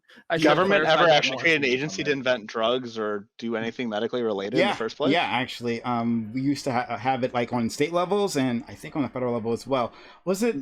Okay, I don't want to speak out of turn because I want to have an actual list of the ones that were created by the government. But there's a whole list of like drugs that. I'll do some quick Google. I'll do some quick Googling right now. I'll be right back. Even the COVID vaccine was developed by private companies with the help of public funding. Well, I mean, like everything now is right. Like for the last 40 years, we've privatized a lot of our government stuff. I wanted to hear from Destiny. You have something to say? We moved on from it. I don't remember what it was. Okay, I said something amazing, and you were like, you're not afraid of. You were talking about public investment, like a public option for pharmaceuticals. Try to jog your memory, but no, I think he was finna say something about you wanting to reduce innovation in the private sector. Reduce innovation. That's what I want to do. Is that what would happen? No. I'm not saying that. Oh, okay. Wait, I am. You are saying that. Yeah, I know you're saying that. It wouldn't happen. I am for sure. That matters, but that's fine. Like it wouldn't happen. Like even chat's posting like links to articles like demonstrating countries that are way more efficient about their spending and them contributing just as much as the United States does. Yeah, to, but like, efficiency is weird when efficiency. They can copy what we do and skip all of the investment. It's not copying. Like, look at this. Wait, so here, I posted a graph in the Reverie chat, right? And here it is. So there they have the rankings of all the other countries as far as in life science research, right? The United States is like far and wide the best, as I said. No one's arguing. Here's the numbers here. They are significant. I linked it in the Reverie chat. Yeah, no one's arguing that. It's in Reverie chat. Yeah, I know. No one's arguing against it. Yeah. Right. Okay. So I laid out the reasoning why. and then you responded, but didn't explain to me or didn't seem to disagree with any of my reasoning why. So, do you disagree with any of my reasoning why? Why? That the United States. Oh no, you Okay. laid out patent law as unless I'm missing something else, right? But you laid out patent law, Right. and So- I so- said so that do- I agreed, and then I added to that. Okay. And yeah, like, but that's not the only So- reason. so- And I said, like, if we Sure. create or change patent law now, it doesn't necessarily mean that all this stops in terms of our level of innovation, the amount of drugs that are pushed out. Like, that doesn't necessarily stop because we changed the patent laws, or maybe not patent laws, but like change just how they're remunerated. Okay, wait, real quick, just to establish some groundwork, right? We need patent laws, right? Yes. No, yeah, sure. They're talking about reworking them, but hold on, Prime. Right, like, there's a difference. Like what seems like is like we're laying out. This is a really compelling argument for why these things are happening, and you're just saying what I think is rather vacuous. Well, look, that's not the only reason why things happen, and if we get rid of the major compelling reason, it'll still happen. I didn't. Which is I like, didn't. Okay, I'm not sure if I said get rid of patent laws. I said change them. If I say Right, get rid change of You them, don't even have to Wait, change change them. them. Wait, hold on. Though. You Change can't them say how? just change them. You can't just say change them, because if I'm saying these things are the reason for this, and you're saying we need to change them, then I feel like if you're to say change them in response to that, it sounds like you would also be changing the motivation for for you're changing them in relation to how they are compelling people in order to create the advantage. If I lay out these things are causing A, and you're saying, well, we can just change them, then that sounds like you're going to change the thing that are causing A. So you Well, can't how is he just- going to change it? Just ask him that, and then we don't have to. Yeah. hypothetical it. How are we Yeah, gonna we'll change change it it? That's how? why I said disincentivization, Prime. How But no, would go you ahead. change it then? That's fine. How would you change them, Prime? Okay, thanks. Here, one example is to, shorten the amount of time that they have certain drugs patent, or maybe stop right not there? even Stop right shorten, there? because one thing you can do with these drugs is that You've already done Hold on. it. That's enough. Oh just my said God! Let me finish, and then you'll understand, right? Because one thing that these companies do is that they'll change the formula slightly, and then they'll like just re-up, right? So they'll just change it slightly. It's functionally the same drug, right? But they'll add some like non-active ingredient, some shit like that, right? They'll change it slightly, and you'll see. Sometimes you'll even see this in drug commercials, right? There was one example that was years ago. I don't watch much TV anymore, but I remember there was one example. I think was for like a weight loss drug or something. But anyway, it doesn't matter. Like there was this product, and then there was like, okay, there's this new super version of this product, but it was literally the exact same thing, but they just changed an inactive ingredient, right? Like these things happen. So like that, don't allow that, right? Like make it easier for generics to break into the market. That's one way. Okay, wait. The first way that you just said, right? Oh, maybe we just shorten the length of time. Then it sounds to me like you're going to chip at the profits of these things, right? Because if we shorten the length of time of the profit, because the goal is typically for the length of time that this thing is required, I will be the exclusive supplier of this, so I will be making the profit. Yeah. If you chip at that, you chip at their profit. So it sounds to me again. Yeah, the I know patents that. are what are- I'm okay great. with So it shipping at the sounds to me- profit. So that's my point. So then the argument that I made originally, I don't know why I needed to entertain that. We knew that was the case, but we'll go through it anyway and lay it out plainly. shit. Oh my The God. argument from the beginning was these patents are very causally related to their profits. And so you saying change them sounds like you're going to change their profits. You just said shorten the length of time, which means you're going to shorten the profits. Yeah. If we get rid of the profits, then we get rid of the incentive. And that's when you made the jump. that's That's when you made the jump. Okay, No. I just gotta say this. wait, That's what he made the jump, right? So you saw what he did there, right? He says you shorten. By that he means reduce. Reduce the amount of getting profits, sweaty. right? Of these pharmaceutical companies, right? And then he jumps to if you get rid of the profits. I'm sorry. Okay, I'm sorry. I misspoke. Okay. Not shorten. I'm not get rid of. Keeping it simple. Okay. I get you. Okay. Although I knew that we weren't talking about getting rid of it entirely, but I guess if you guys read it that way, that's my fault. I'm sorry. If That's what you said. If you reduce their profits, you will reduce their incentive to come up with the biotechnological advances. So Okay, wait. Can I just ask a question real quick, just so we can get this just a little bit of foundation? does everybody in here feel like they have a really good understanding of why patents exist, or understand like the marginal cost of producing a good or service? I'm sure you'll I explain it understand to why us. Go patents ahead. yeah. exist. Destiny, Okay, let go me just ahead. real quick, okay? Let's say that it costs me. So marginal cost means that the next thing that you make is cheaper than the first thing you make. So let's say that it cost me $1 million to develop the technology to make a really cool shirt, okay? But let's say that the shirt itself costs $1 to make. If I spend $1 million and I make one shirt, every single shirt I've made costs $1,001,001 because I've only made one shirt. But if I make two shirts, to make two shirts costs $1,002,002. Now, instead of each shirt costing $1,001, now each shirt costs $500,000.50. If I make 10 shirts, well, now every shirt costs $100,000. If I make 100 shirts, now every shirt costs $10,000. So this is what it means when we say like the marginal cost of producing a good or service is decreasing, and there's a high upfront like initial cost in R&D to develop something. The reason why patents exist is because usually, maybe not always, but usually for drugs, the marginal cost of pressing like a pill or making like a vaccine or whatever is usually pretty low compared to the massive upfront R&D because of how much you have to spend in research trials and everything to actually get something to be approved by the FDA. The FDA does not approve very many drugs. So the reason why patents exist is because you have to ensure that there's some sort of reward guaranteed for a company if they found a drug. Because if a drug is founded by a company and they don't have a patent, well, making the drug is easy. Somebody else can just press the pill for them and say, fuck it. And now that company has no incentive to do the research. Okay. So if we want to talk about getting rid of patents, we need to replace that profit incentive in the beginning. Now, some people have suggested maybe like a finder's fee. If you invent a new drug, the government just pays you a flat, like, okay, $10 million for this patent, basically. There is no patent and anybody can manufacture it, but you have to have some reward system that incentivize the creation of these drugs. Thank you for that. And to Destiny or Fanatiq, and then we'll go to Hans and Gambit, I guess, right?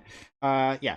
So to either of you, if we reduced the number of years, right? And I'm not prescribing exactly how much we'd reduce, but like we make just the two changes that I talked about.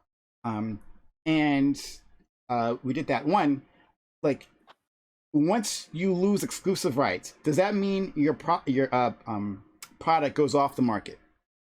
Nope. No? No. Okay, great. So There's just competition. it means there's competition, indeed, right? And so what do you do with competition? It drives prices down. It drives prices down. But can you still make a profit with lower prices? It depends. No. It depends on the initial No, you cost. can't. It depends on the initial cost of your development. Indeed. So, like for example, obviously, like so if I spent $1 million, right, Mhm. and I'm only making $10,000 a freaking gear, and after 5 years my patent ends, then at this point now the prices are driven down such that now, like if we're now making pennies on the dollar, and I'm now not making $10,000 a year or even $100,000 a year, I'm now making something lower. Then at this point it's going to take me longer to make my profit, and sometimes that number can be completely erased, or it's going to take me now 30, 40, 50 years before I eventually make a profit. Or Which even is now one I'm more saying, thing. okay, Let's, real like, quick, drive just wait, innovation, real though. one minor thing, and then I'll shut the fuck up. Sure. Okay, something that's really important is profits have to be roughly equalized throughout the entirety of the economy. You can't have one sector that makes 50% profit margins with no risk adjustment, okay? And another sector that makes 2% profit. If there's one sector that makes 2%, nobody's going to invest in it. No capital. One thing that capitalism does really well is in capital markets, money can flow with risk adjustment to different types of investments. So if there's like if the profit for being the first person to develop a drug is like 2%, because now you have to compete with generics after the high upfront cost, nobody's to develop that drug. Because if you just think about when you go to invest, when you go to open your investment account, right? Let's say that you can invest in this year over year, the YOY of like a stock is like, oh, that's 10%. Oh, this fund is 11%. This fund is really risky, but it's 20%. This fund is not, this fund is kind of risky. It's 3%. What? I'm not going to invest in that. You would never, ever, ever invest in a stock, right, that gives you 3% year over year return. That's kind of risky. This is what pharmaceuticals are like, right? If you're going to invest in something, it has to be profitable roughly as much as the rest of the economy with a risk adjustment. But okay. So but I'm happy he that doesn't- elucidated that. Well, but Prime, this is why we say that this is disincentivization when you do some of the things that you're saying, because Well, of it's everything weird. that Destin just So- explained. So It's really weird that you guys are talking about like de-incentivization when like you're also promoting like free market like pharmaceutical research, right? Like you're saying that these pharmaceutical companies should have like a monopoly on this because they develop the profit, right? But then like they To don't develop have the patent, yeah. incentive to further research and develop and improve their product. Like so what happens they have this patent for 40 years. There's no competition at all, which means they don't have to do anything to this drug or device or whatever.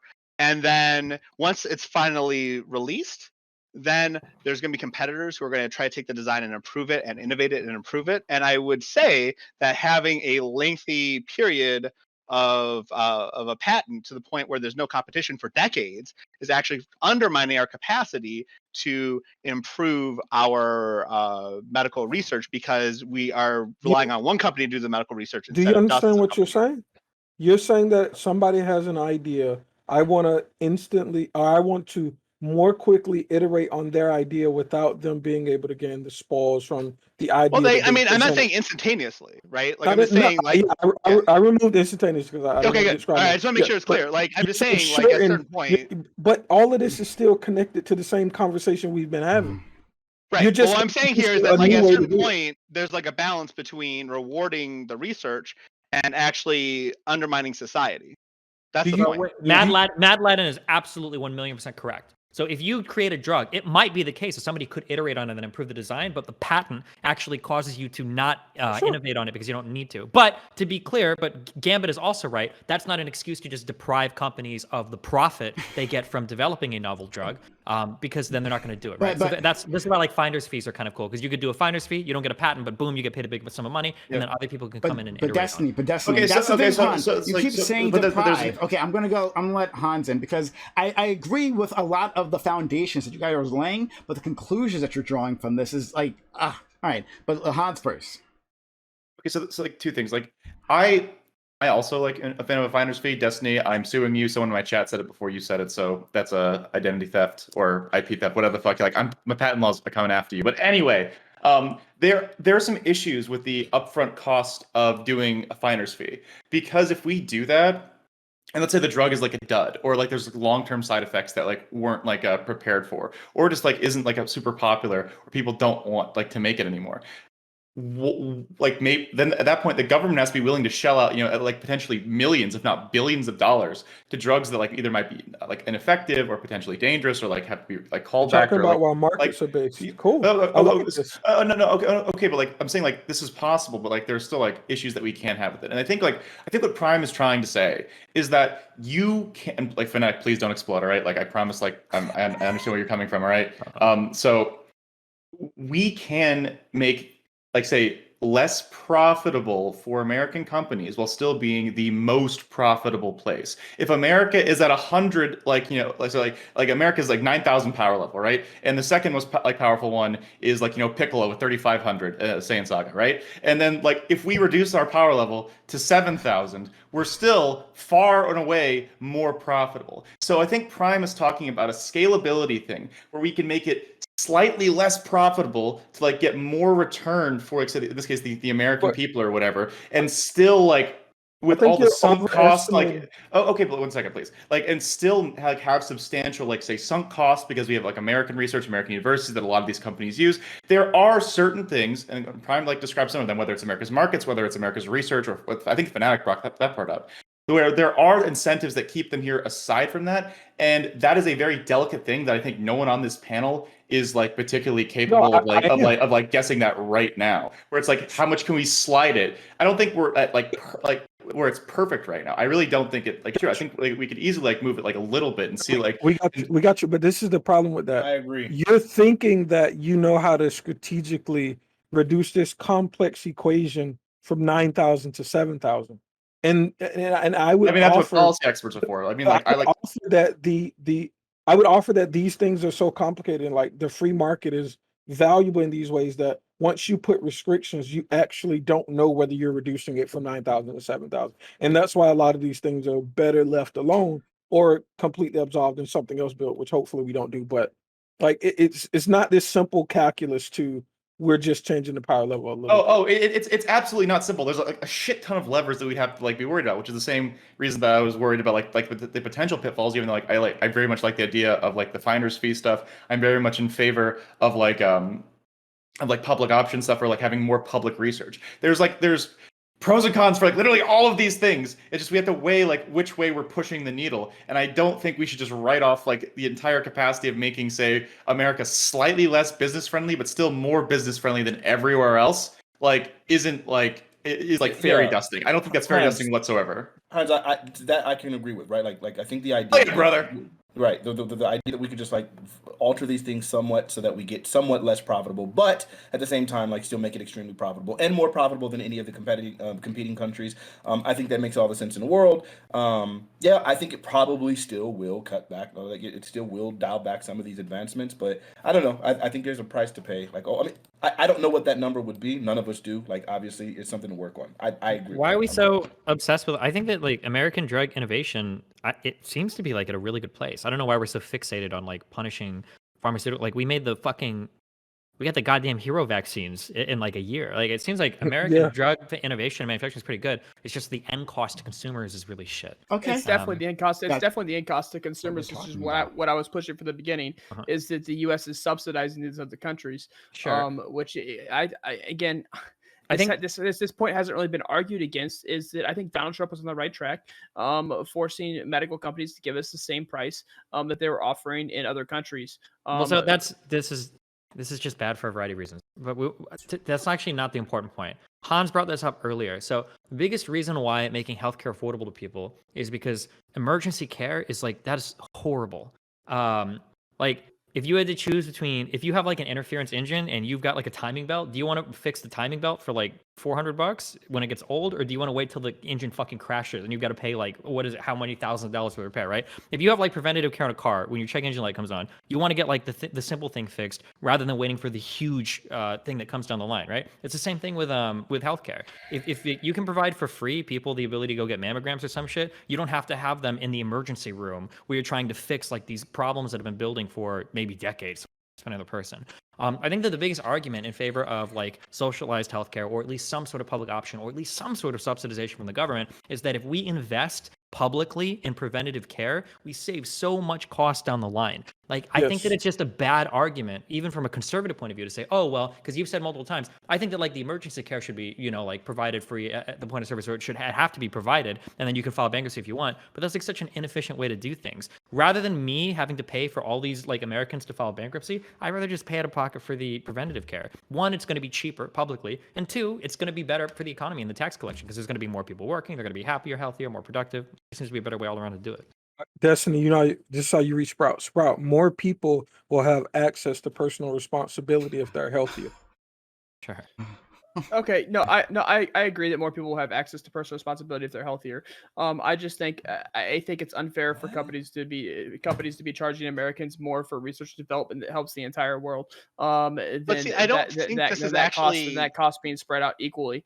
I think that we're in a very unfair deal with these other countries and how we do research and development. I mean, I could bring in other things. We provide the military. We provide the majority of like security protection. We do a whole bunch of other shit. And just real quick, so economically, you want to be able to sell things at different markets for cost because those markets can only support a certain cost, and the marginal cost for producing whatever good or service you're selling is very low. So just real quick, for example, for video games, let's say that I manufacture video games in the United States and I sell it for $60 a pop. Okay, now let's say that I can sell these in like poorer Eastern European countries, but I can sell it for $20 a pop. My initial cost for developing these video games doesn't change. And if you say, well, hold on, you're selling games in Lithuania for $20 each, but you sell in the United States for $60 each, that's bullshit. We're going to equalize the prices. All you're going to do is say the company is going to be like, okay, well, we're not selling to Eastern Europe anymore. Fuck that. Exactly. They're not going to reduce the cost, the final cost of a good or service to whatever it's being sold at the most expensive country. They're going to stop selling it for cheaper in all the other countries. If a company has a low marginal cost for producing a good or service, and they can sell it to a bunch of I don't want to say cheaper developing countries or whatever for like way less, you want to let them do that because they're just collecting more money. And at the end of the day, ideally, that makes prices lower for us. So I don't think that's something you want to get rid of. It would bring down the price. I mean, it would bring down the prices in America. It would bring the prices down in America, and it would raise the prices in Europe. I'm not saying that all of a sudden. Are we talking about like a mandated international price like ceiling? Well, so before I just wanted to piggyback back off of Destiny's that's really statement because like extreme. Using that as an example, you could then say that those video games that are $60 a pop could be representative of like where countries and like us not doing business in Lithuania anymore is like kind of representative of what happens in the medical industry right now, right? Like the medical industry is not in countries where they're not going to turn a profit. So the idea that the United States is subsidizing the medical research costs of other countries is kind of outrageous, because Wait, if you they don't weren't think we're profiting off of subsidizing those that? countries, they wouldn't actually be offering services and No, products they, in those they, countries, they can right? profit. When you say they can profit off other countries, but just like Destiny said, if he's selling video games here and he's selling them for $60 a pop here, but there's a poor countries where he's selling video games, he's selling them for $40 a pop, right? Then he wouldn't be able he wouldn't be able to recoup its survive costs. off selling every video game at $40 a pop. Sprout, So this it, is it what would you're average missing. around to $50 a pop. And so we are subsidizing these other countries. We are making their prices lower because Wait, we're theoretically able to pay Sprout, these higher Sprout, prices. you're missing like almost the whole plot of it. The reason why they can afford to sell it at this cheaper price in this other country is because Americans are paying the price that they are. If they had to reduce their profit in America, they wouldn't be able to sell it at that price externally, right? So, Or I even don't- in like- America. Wait. I agree with That's not true. So like that's absolutely true. So I feel like the most basic thing is there's a certain upfront cost, and they're going to sell it everywhere at the price they can get that still make a profit inside that country. If EpiPens cost $1 and they can sell them in Lithuania for $3 and they can sell them in America for $10, they will do both. They'll recoup it eventually. But a lot of times, like, what people pay is like their capacity to Yeah. pay, and that's how like a lot of systems currently operate. And this is regional pricing is really good because it's in economics. It's very, very, very rare in economics where you have a zero-sum game between two parties. Like when you have a high upfront initial investment, but then you can do regional pricing afterwards. Theoretically, everybody should win off that transaction. Let's say that an EpiPen costs $1 to produce after we've done millions of dollars of R&D into figuring out how to like make them to the precise formula and the precise delivery mechanism, right?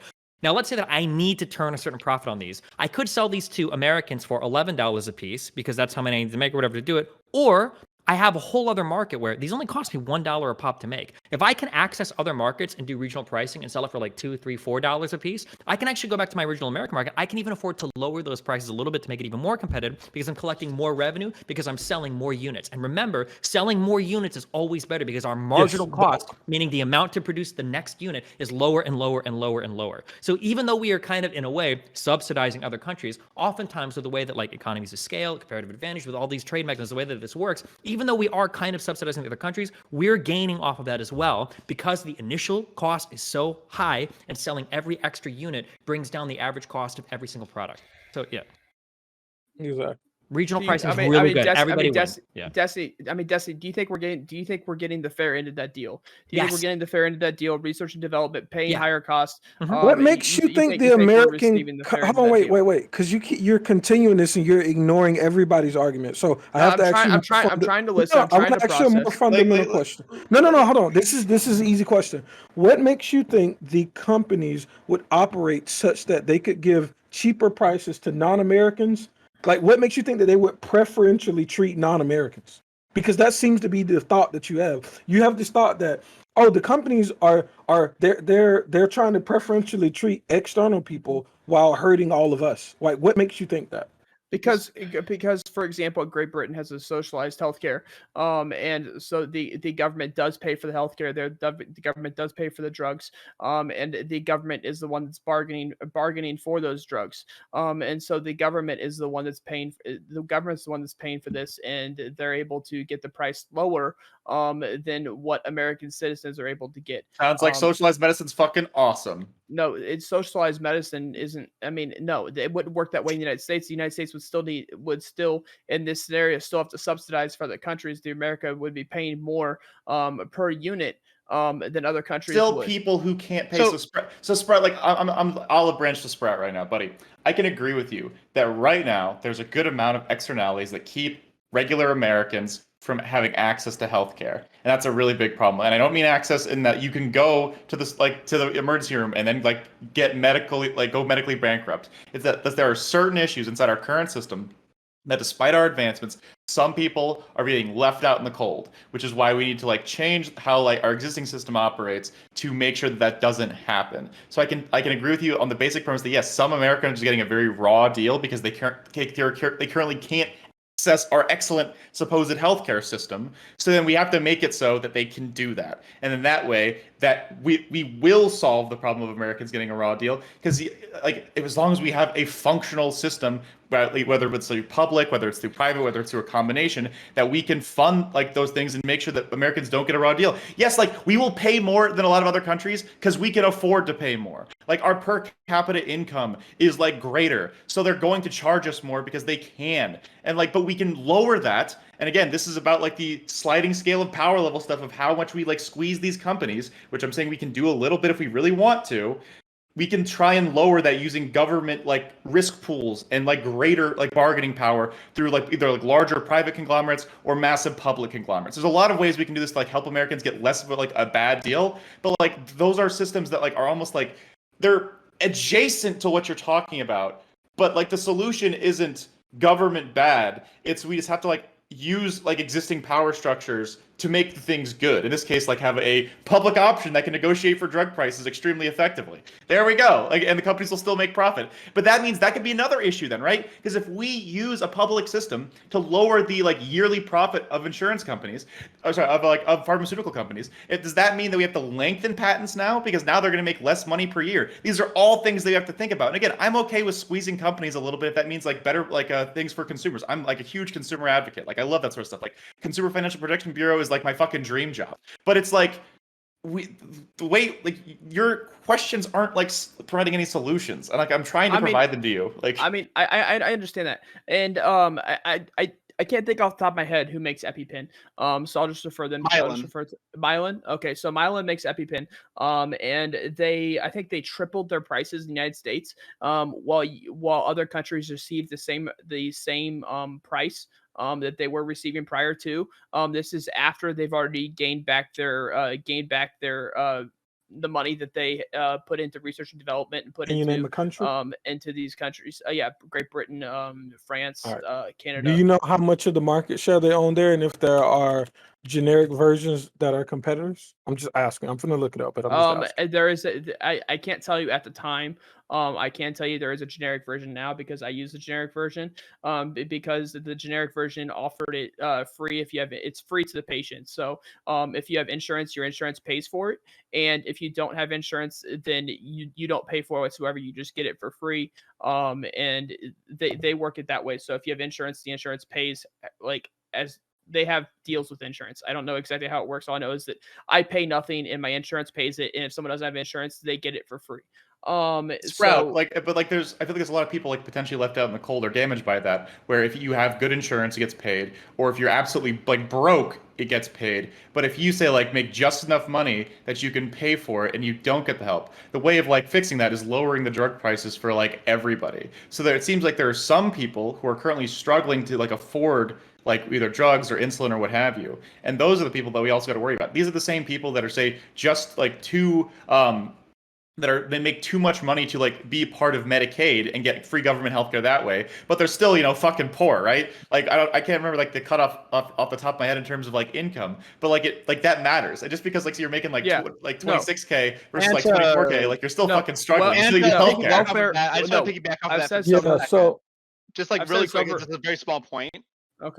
The insurance companies are paying those Mylan a little less than you would be out of pocket, but then using that expensive cost to justify their high insurance rates. So they're still taking advantage of you for your insurance anyway, even though you're not paying out of pocket directly. Yeah, Madladn, it just sounds like you're just making the argument over and over again that just like, hey, insurance is bad in this country, which I totally agree with you. Like a lot of the things behind insurance are awful, but like that's not the conversation at hand. All right, that's fair.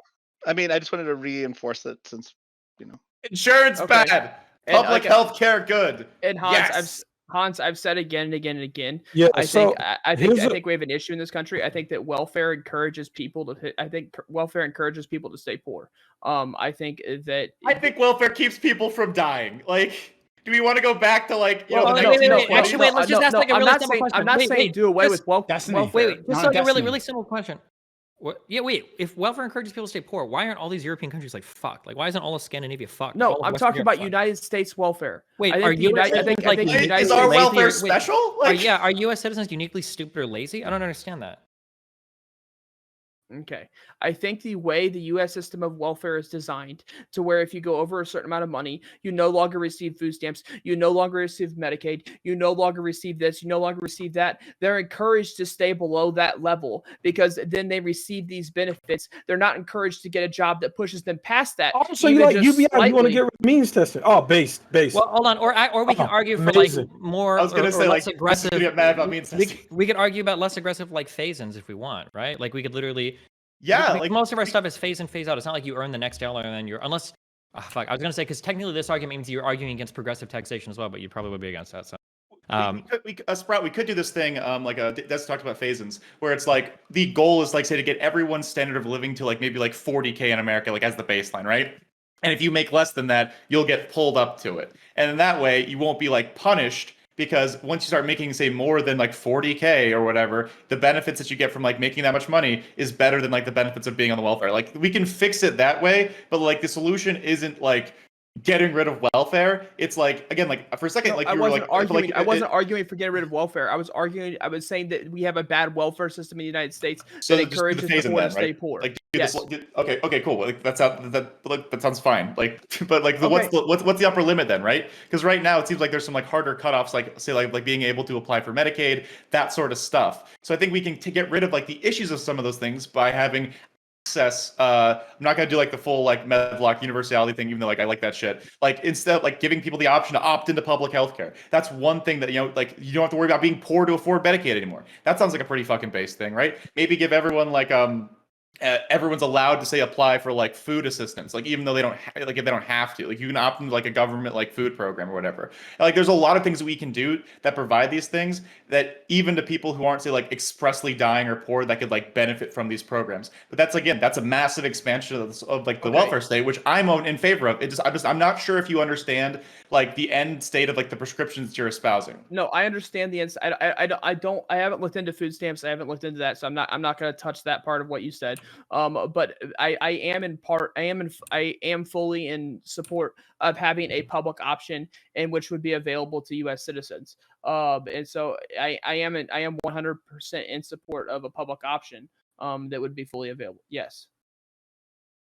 Okay, Cool. well then again, but like if we're talking about like raising the baseline or having it so that like say monetary assistance isn't like a thing, then like that goes like dangerously close to decommodification territory. And like again, like as a big lefty, I was like told we weren't supposed to talk about that tonight. So like I'm gonna try and like like my solution for like solving that is like decommodifying like housing or healthcare or food or that kind of shit. But like that's not like I don't want to get into that right now. Yeah, So. let's not get into that. But yeah. yeah, Sprout, I posted a link that basically said everything that we've been saying today. You can check it out. I posted it in the Reverie chat too. Basically, they have competitors there. The UK has different restrictions on how they set limits on prices.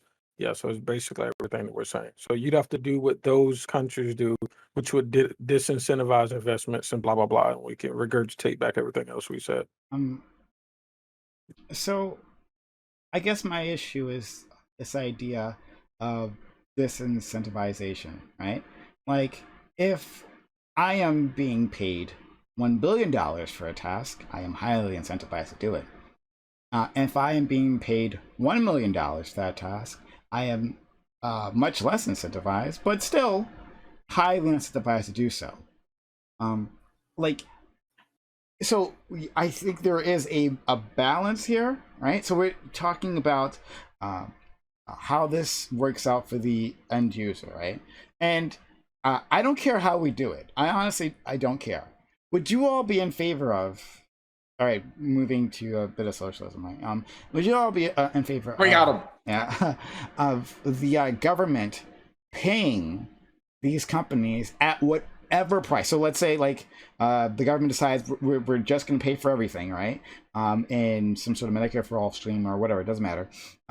But they're going to pay for the drugs, but paying for it at whatever price that the It's legitimately fucking insane. Like if we're going to have like a massive public risk pool, there's no reason not to use the power and the collective energy of that like as a market force, like to reduce prices. Like if we say, oh, we're going to throw like 1 million people on like public healthcare and then not let public healthcare negotiate prices despite it being like the largest like healthcare provider in the country, then yeah, drugs prices are going to be fucking like explosive. Like there's no reason not to do that. Like that way we're essentially saying that like part of like an important market force cannot function. So that's just a really dumb way of that like sure, like everyone gets healthcare, but what if we just decide like, oh, EpiPens are now $10,000? Like, okay, like I guess we're gonna pay that, or we get to say like, hey, you're still gonna make a fuck ton of money, but like per like unit, it's gonna cost less. Like I don't know why we wouldn't like. And I was saying this earlier, actually, it's exactly like what the government did with the education system, right? Like we offered student loans to everyone, and then everyone was able to go to college, and then the prices of university and college went up astronomically because the government was just subsidizing everybody's education. Wait, so what you're saying the truth to everyone? Well, I guess anybody who applied for the loans could get it. Weren't they always means tested? Like, weren't they always means tested? On some level, yeah. If you want like subsidized loans, they are, yes. But like, Yeah. but like, my point is that like the U.S. government was giving lots of people loans, and So I'm not the loans asking. I'm not were asking. I'm increasing not the asking you price to of sign on to socialized let's be Medicare. I'm just particular about asking this, you, though. like, yeah, would you be fine if they just charged those drug companies charged the U.S. whatever the amount that they wanted to? There's no reason we have to let that happen. No, we wouldn't be in favor of that. Because we have to think about like again perverse incentives. If we allow like that level of rent seeking, our system could functionally collapse, and like that's not okay. Like you like there's no reason to do that. Like you're like I'm sorry, We would actually get like the worst of both worlds, right? Like we'd have a capitalist entity that wasn't innovating. Yeah, I know. And then we'd have I want the people who have been arguing against us to answer. Nobody agrees that we should have unregulated capitalism. Okay, so we can regulate it. Is anyone like again like just like full thing for the pen? Like is anyone like actually against like like groups of people inside like an insurance pool like negotiating for like drug prices and stuff? No, I feel like we like barter. Yeah. Even like private companies like do this. Like, just, but I don't. You sorry. said, Gambit. You said previously that like putting in. Oh, and maybe I'm misinterpreting what you said, so I don't mean to put words in your mouth. But it seemed like you were saying that if we started to regulate these industries, right, we would be disincentivizing them, and then making the market worse. I see where you're missing. Yeah. Mm-hmm. I see where you're missing me. Okay. I said putting in more regulations of the types that have been discussed here would do that. So I agree that we have some level of regulation now. What I'm talking about is the additional regulation that is being proposed that I've heard. Maybe there's something that all of us on this panel could agree with. Just the things that we've been discussing today aren't. But the thing I was talking about was essentially profit reduction, right? In the end, profit reduction. But how you do profit reduction, right? We can agree or disagree on that, right? Yeah, it's just one of the tools. This is all hypothetical because I think we can all agree that there's like a level that we can reduce it to where we're still the most profitable country. Yeah. But I don't think none of us are policy experts. So and again, we have to keep in mind. Okay, so people. Okay, when it comes to investment, when it comes to companies, okay, there have to be these risk-adjusted profit margins for things to make sense. Again, imagine you walk into a giant building and you've got 20 companies you can invest in. One gives 10%, another gives 10%. One is twice as risky as the 10%, but it gives 20%. One is half as risky, it's very safe, it gives 5%, right? With the risk adjustment, all the profit margins should be roughly equal. If you're reducing the profit margin, stocks versus bonds, right? Yeah, that kind of or anything, or just some companies versus other companies. If you're talking about reducing the profits of pharmaceuticals, then necessarily capital will flow away from these industries. So if you're just going to cut profits, then people are just going to stop doing pharmaceutical investment. Okay. Why would you? You can just invest somewhere else. Okay, so then you're in favor of. We could make it less risk averse, Destiny, by say like maybe in this case like say moving from a 75 public private split to maybe like a 50-50 public private split. So that way even though like you'll get less returns, it's safer because like they're investing public less. Private split. I don't know what that means. Oh, sorry. I said earlier in the panel. Right now I think it's I'll catch up. I know what you mean when you say there's a lot of general research done, but like so there is no public investment in creating drugs. Right? Drugs, like the actual application of the public sector research, is all done privately. The government doesn't create drugs for the people. Like if we want to talk about like splitting that up more to give the government some incentive, I think that you run into a lot of weird problems there potentially in that I don't know. That's a whole other conversation. If you want to talk about like shouldering more of it on the government is going to have to start making decisions on what drugs it wants to manufacture or where it wants to point that research, which is a different type of So thing. I wanna nail this down, and then DB wants to say something. That'll be great. But I want to nail this down with Destiny and with Fanatiq to understand their points. So Destiny, you're saying that if we reduce these profits, the capital will flow out. We were posting information like comparing the profits within the group DM that we have, comparing the profits to other large companies, but whatever, right? It doesn't matter. In any case, you're saying that capital would move out, and that would be a bad thing. So would you say that you don't want Medicare, for instance, to be able to negotiate with these companies to lower the price? If that's the case, then because it would damage your profits, and then capital would flow out. So that would be a bad thing. Anything to reduce the profits made would then be a bad thing. Anything to reduce theoretically. Oh god. Okay. I'm very cautious talking about this because I haven't read this whole study. I don't know if any of you have. So I see that you linked this, the profitability of large pharmaceutical companies compared with other large public companies. So the findings for this, in this cross-sectional study that compared the profits of 35 large pharmaceutical companies with those of 357 large non-pharmaceutical companies from 2000 to 2018, the median net income earnings expressed as a fraction of revenue, so we're talking about profit, was significantly greater for pharmaceutical companies compared with non-pharmaceutical companies. So every time earlier I said profit, I kept whispering risk-adjusted, risk-adjusted, risk-adjusted. So I don't know if this study does it, so I'm cautiously saying this, but I would be hesitant to compare 10 large pharmaceuticals to 10 non-large pharmaceuticals because my understanding, this is just layman, I could be wrong, but my understanding is that pharmaceuticals are necessarily more risky. So let's say, for instance, I had 10 different companies in the P sector and then 10 companies in the T sector. Let's say that for the P sector, the chances of one of those companies making it is 10%. Let's say that in the T sector, the chance of one of those companies making it is 20%. Well, let's say that I compared the top 10 P companies to the top 10 T companies. Let's say that the P companies were twice as profitable as the T companies. Well, if I look at that, I'd be like, wait, holy shit, P companies are they're twice as profitable as the T companies. That's insane. But the problem when we compare the top 10 largest is that we're not doing the risk adjustment necessary for all of the initial startup costs because only half of the companies that start compared to the only half of the P companies, the pharmaceutical companies, are going to make it compared to the T companies, we'll say tech companies in this case. So even if the top ones are more profitable than the other top ones, that's because they overcame a lot of initial risk. Okay. Sorry, the risk adjustment is really complicated. I have a question for him. I gotta nail this down, right? So that's fine. I understand what you're saying, but still, in the end, talking about like reducing profits, that's what I want to nail you down on. Like, is it bad? I mean, would that be detrimental, and would that be something you would not want to see, that the profits reduce of these companies in any way? Because no, I want profits in pharmaceuticals with risk adjustment should be in line with the profitability of any other sector. It has to be. Otherwise, if they're lower, then that sector will just dry up until only the most profitable things are invested in, and then everything else just goes away. We would have to find we would have to find some way if we make it less profitable, like to reduce the risk of it. Otherwise, it's not going to work. So, Destiny, I guess like I have a question about like say for like legacy or older pharmaceutical companies, right? Because I could like totally understand say like a smaller pharmaceutical company having like a lot of like initial startup costs, and like if they don't make like their one or two like drugs like being a hit, like they're kind of fucked. How do we feel about like again? Larger companies, or at least like legacy companies like Johnson & Johnson, those kind of things, I don't think they're going to say immediately collapse. So once maybe a pharmacy company gets through like the riskiest phase of development, would we be okay with like, again, like taking some money from them or like reducing it? Yeah, but the problem is that like these companies are still, and I think it's gotten massively higher year over year over year, these companies are still funneling a fuck ton of money into R&D. My understanding is that none of these large pharmaceutical companies are sitting on like a fuck ton of money, like cash, like Apple. They're constantly reinvesting this stuff into R&D.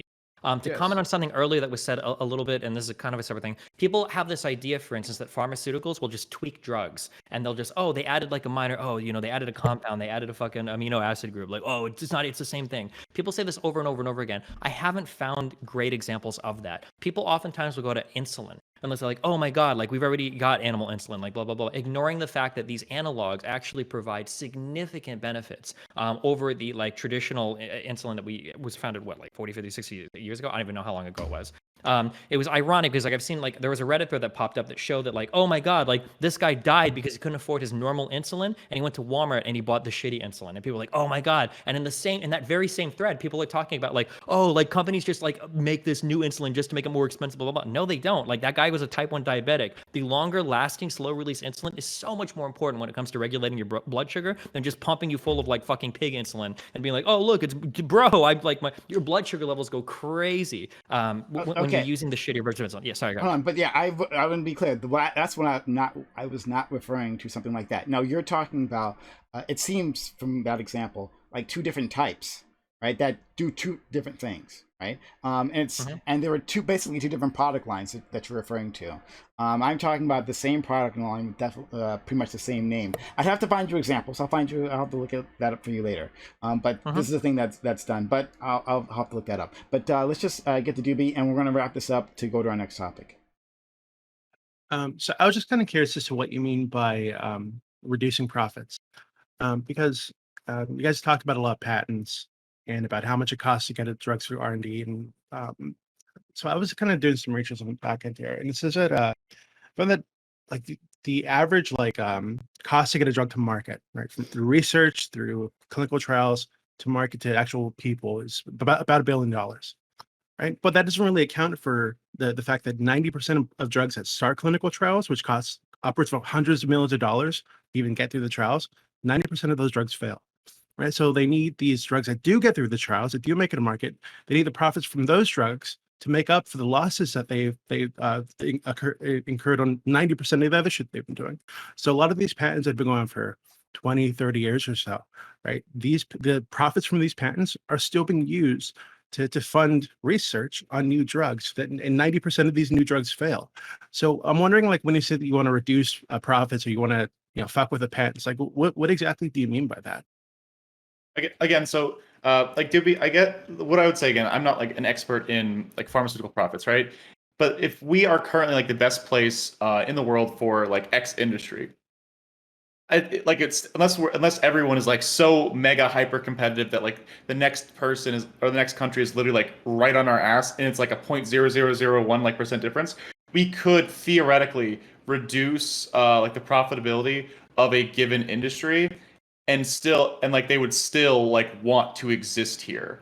And like as long as we don't like fuck it up like ridiculously badly, there's always going to be diversity in regards to like how like the benefits and incentives versus like the detriment that Destiny was talking about, where it's not the same for every company regardless of like their industry. So like there's a potential for us to move it a little bit or fuck with it a little bit. Again, this isn't even like my like big solution. It's just like one of like the things we could tweak as like say like an executive agency in terms of how like it regulates that sort of stuff. I would say like what would be more damaging to the profits of these companies, which they would probably eat at some point if we were able to successfully have a public option system or anything more extensive than that, is that if we were able to negotiate drug prices, or even if Medicare, like as it exists, was able to negotiate drug prices more, there would be a hit to profits. Or it would have to be forced onto other people inside the market, whether it's like private insurance companies who can't negotiate as like powerfully as Medicare. There's going to be externalities from that. I would say that right now, though, those externalities are worth it because like we would get more people like covered under a public system. It's not that there's no like bad things that are happening from this. It's just again, you got to weigh like cost benefit shit for it.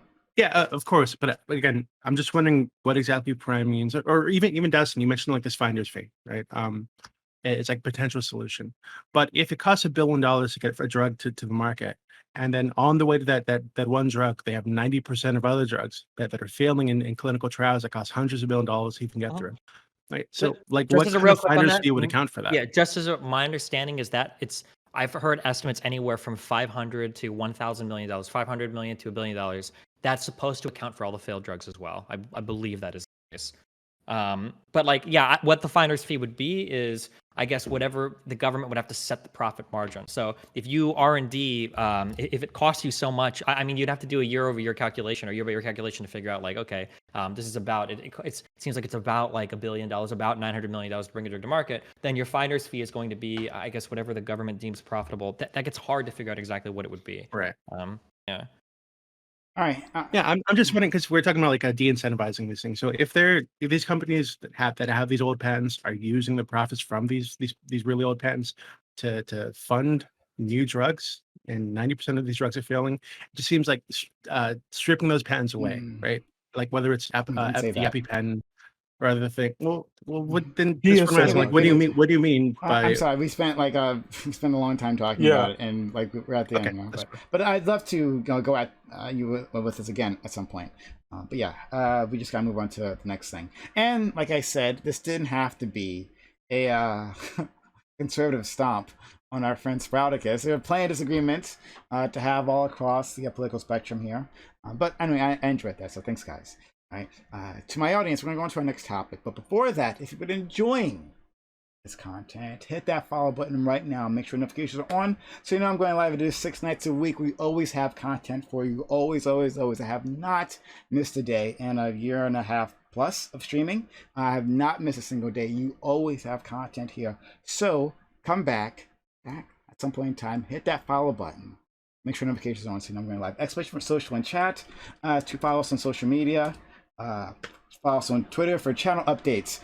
Jump into our Discord, which is the heart and soul of our community. We're constantly having conversations in our Discord about politics, but also about anime, gaming, anything, right? We're talking about all kinds of things. Be a part of the community that we're building there. Jump into the Discord, like conversations on text and the voice calls. It's all happening at literally all hours of the day. People are engaging. So we want you to be a part of that community. Be a part of the Discord. Finally, the YouTube's where you'll find the VODs. The VODs live there. They don't live here, right? So help us make YouTube a sustainable platform by subscribing, liking, and comment the videos that you see there. So thank you so much again, and hit that follow button. Thank you, thank you, thank you. All right. So we'll go on to our next topic. And again, I really appreciate your participation so far. It's been really good. Topic 2. Did you expect less? Not from you. Not from you. Never from you. Okay. Topic 2. A subreddit exists called the Herman Cain Awards. In this subreddit, posters track the lives and eventual deaths of people who have been infected by COVID while publicly being anti-mask or vax. This has been criticized as a celebration of the misery of political/cultural opponents. But is that so terrible? Is there value in demonizing political adversaries? This subreddit focuses on private citizens. So does your answer change when dealing with public figures? For example, when a politician exerts their power against the downtrodden, is it wrong to revel in their misery, even though they are a fellow citizen and have a family? Okay, yeah, so Herman Cain Awards, we're doing this. I was just introduced to this by someone. Who was it? Gambit, was it you? Who was it? No, I sent you the Facebook. That was me. That was you. Okay, Fanatiq. Thank you, Fanatiq. I mean, I was drunk at the you time. were, yeah. Okay, I thought maybe it might have been topped off in. But okay. So I had just been introduced to this very, very recently, and exactly what it sounds like. Herman Cain, in case you don't know, was a he ran for the Republican presidential nomination a few years back. Eventually jumped on the Trump train.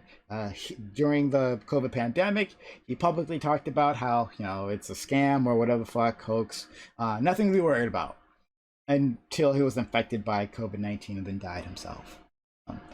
And so now someone has created a subreddit where they're cataloging all of these things, right? All of these incidences that they can find like on Facebook, right?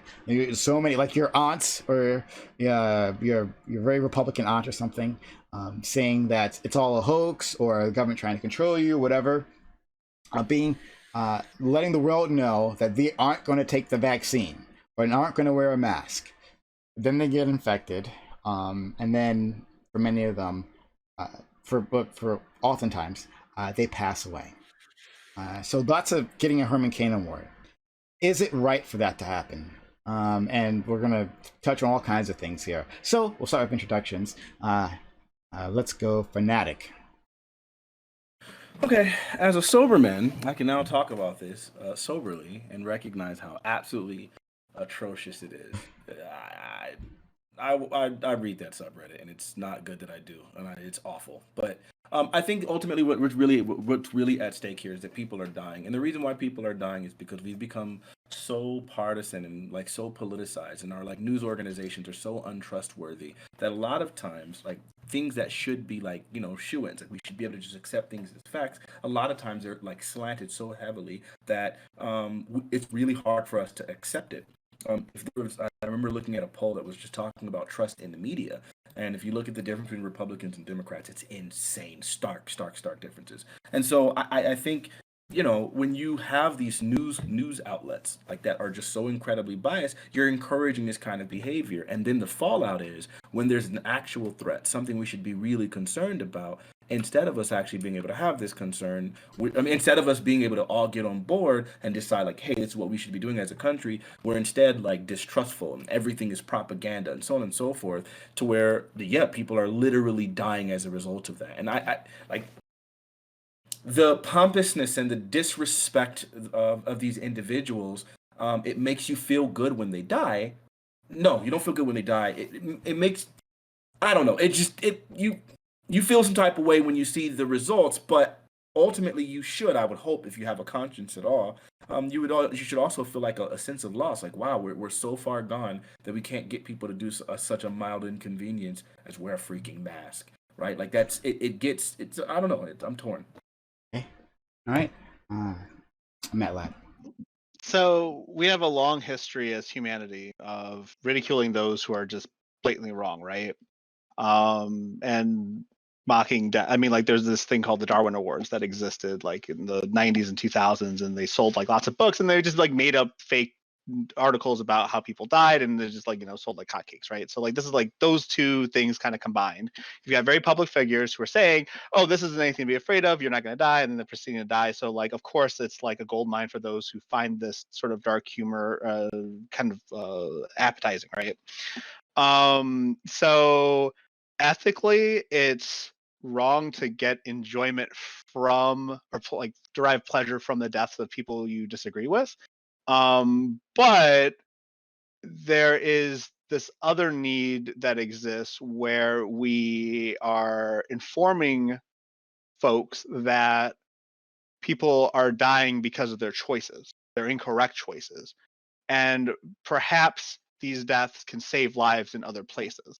So it's like really, really hard to draw like a line, like what should be allowed, because we don't necessarily know what people's intent is when they're reposting this stuff. But I would say, ethically speaking, if you're deriving enjoyment from this, that's bad. And if you're trying to inform everyone that, I mean, I just said it. Like if you're informing people that this is a danger and they should be aware of it, then that's good. Hans. Yeah. So I think Fanatiq brought up a really good point that honestly, like the state of like a lot of this stuff is like just like legitimately like horrifying. It's like you're watching someone like run off a cliff and you're trying to tell them to stop and they just keep doing it. And there is like the basic instinct to say like, oh, the leopards eating faces party voter like is now getting their face eaten by the leopards.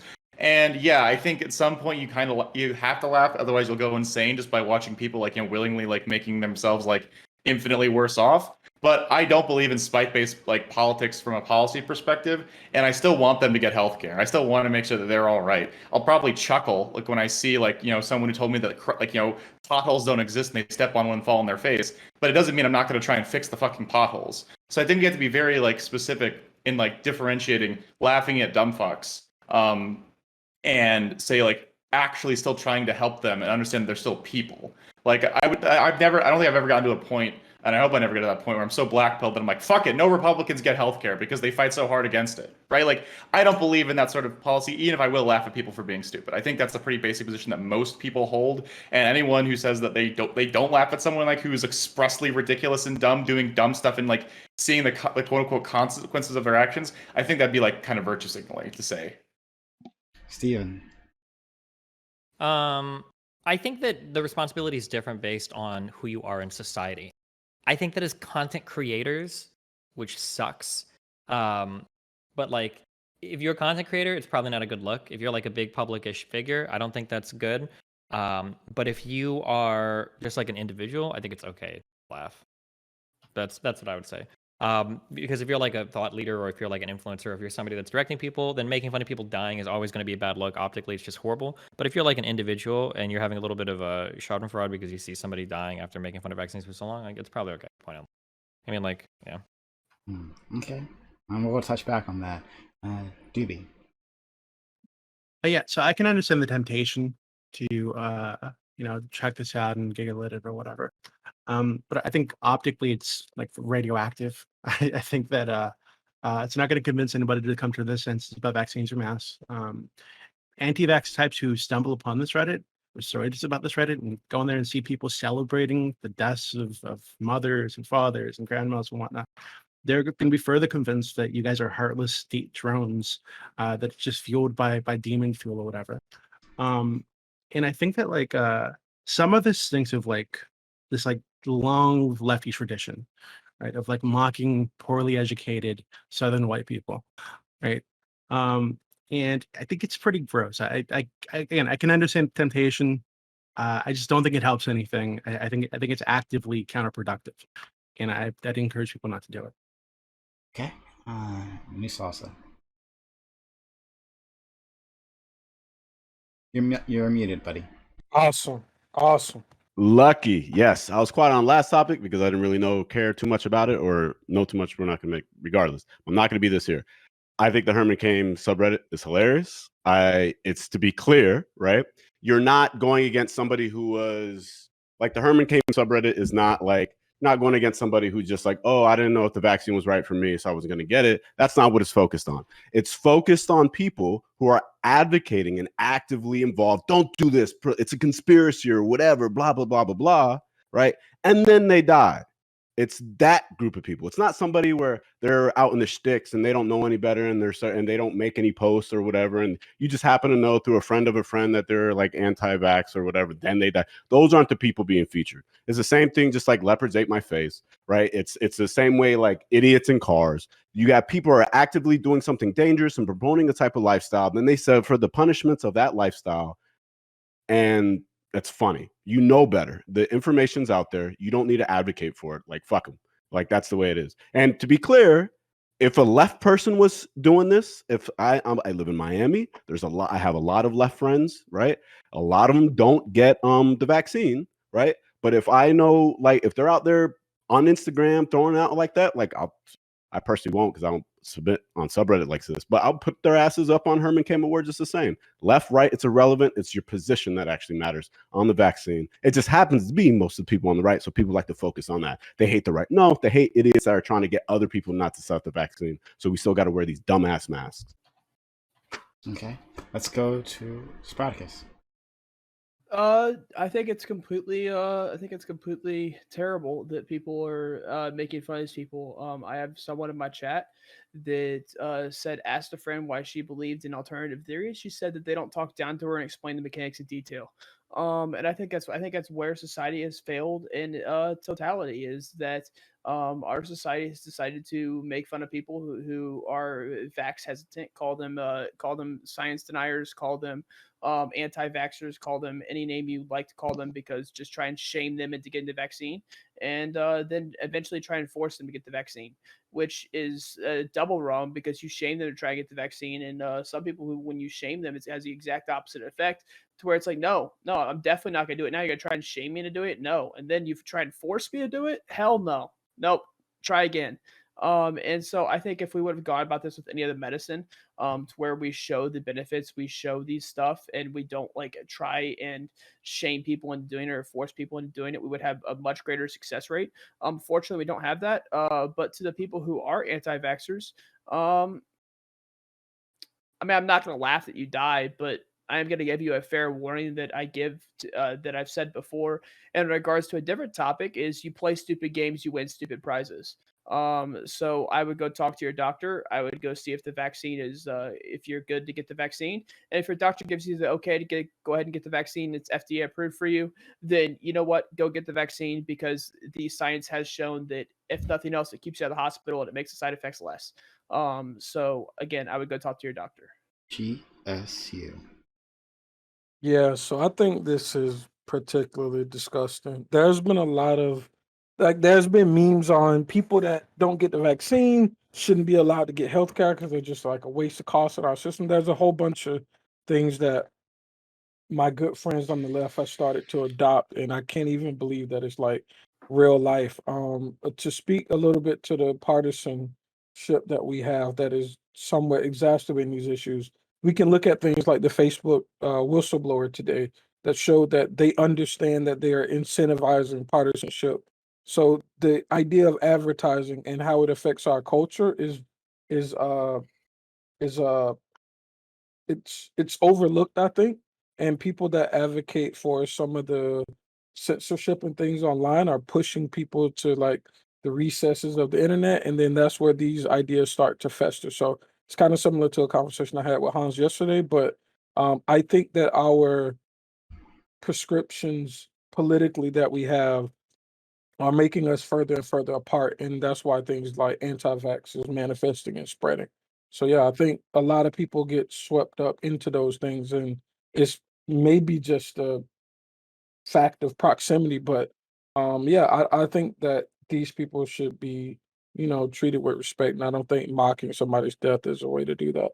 I think it's disgusting. Open to the. So so Gambit, I don't do this at least, right? But you've heard of like the concept of triage, right? Where like you have to make the decision like to save X people, and like say like I'm a medic, but like there's 3 people like on the ground, they're all injured from like a car accident, and I can save like 2 of them who are moderately injured, or I could save like 1 of them who's like devastatingly injured. I'm gonna probably pick the 2 that I can save, and there's a limited amount of care in that scenario. I absolutely think it's abhorrent, like for someone to say, "Oh, you like didn't get vaxxed, so like no healthcare for you." But if I have to, if with all other things being equal, and I had to pick between say helping like a gunshot victim that's dying, right, versus say like a person who got like through no fault of their own, versus someone who got COVID, like, and they were aggressively like against like getting the vaccine for no discernible reason aside from like the misinformation that exists in our society, I'll probably, if I have to pick one, I'll pick the gunshot person. I don't think we have to make that decision a lot of the time. There's like the like anecdotal stories that are popping up here and there, but in general, I don't think we really have to make those decisions. And because I don't like so basic thing for that. I don't know if there's anyone on the panel that like is like of that position, so I'm just making sure that we're not arguing against like a straw man for like the purpose of the evening. I think that it's fair to say, I don't think you can, there's a whole bunch of problems with turning away people that have quote unquote made bad choices to get there. But I think that when resources become strained, I absolutely think that unvaccinated people should be sent out to the parking lot and they can figure it out there. And then go to Walmart and try to buy some shit or whatever. Because like, I think that's a basic, I think that people that are taking like minimum precautions to keep themselves safe, that end up not being able to get into an ER because other people that haven't taken those precautions are hogging all of the beds. I think that's pretty disgusting. Yeah, I think it is gross, but I mean, it's like, I feel like Hans, you made the statement that like you basically said, well, like for no other reason other than that, like they're misinformed and stuff, and it's like, yeah, but that's a pretty huge reason, and like we probably should try to analyze like what is causing this misinformation, like we can absolutely fix that. Like I completely agree with that. We have to combat that, but like if you like again held that in my head and like asked me the same question like that Destiny just said, that we have to pick someone to put in the parking lot. Yeah, the people who are like who made like the quote unquote worst decisions, like I'll probably put the person with the worst decisions, and like I don't want to ever have to make that decision. Yeah, okay, cool. So I'm not sure like if we. So, I mean, like, I think we should fair, like you'd put like morbidly obese people in the parking lot too, right? If you had to choose between that. Yep. Yes. Absolutely. No. Absolutely. Well, Yes. no. If you're gonna go with this, if they're morbidly obese and they don't have a health thing that went with it, then if you're going to subscribe to this theory, then you would then need to subscribe to sending morbidly obese people out to the parking lot because they made bad health decisions. Or what about a drug addict having an overdose? Obese.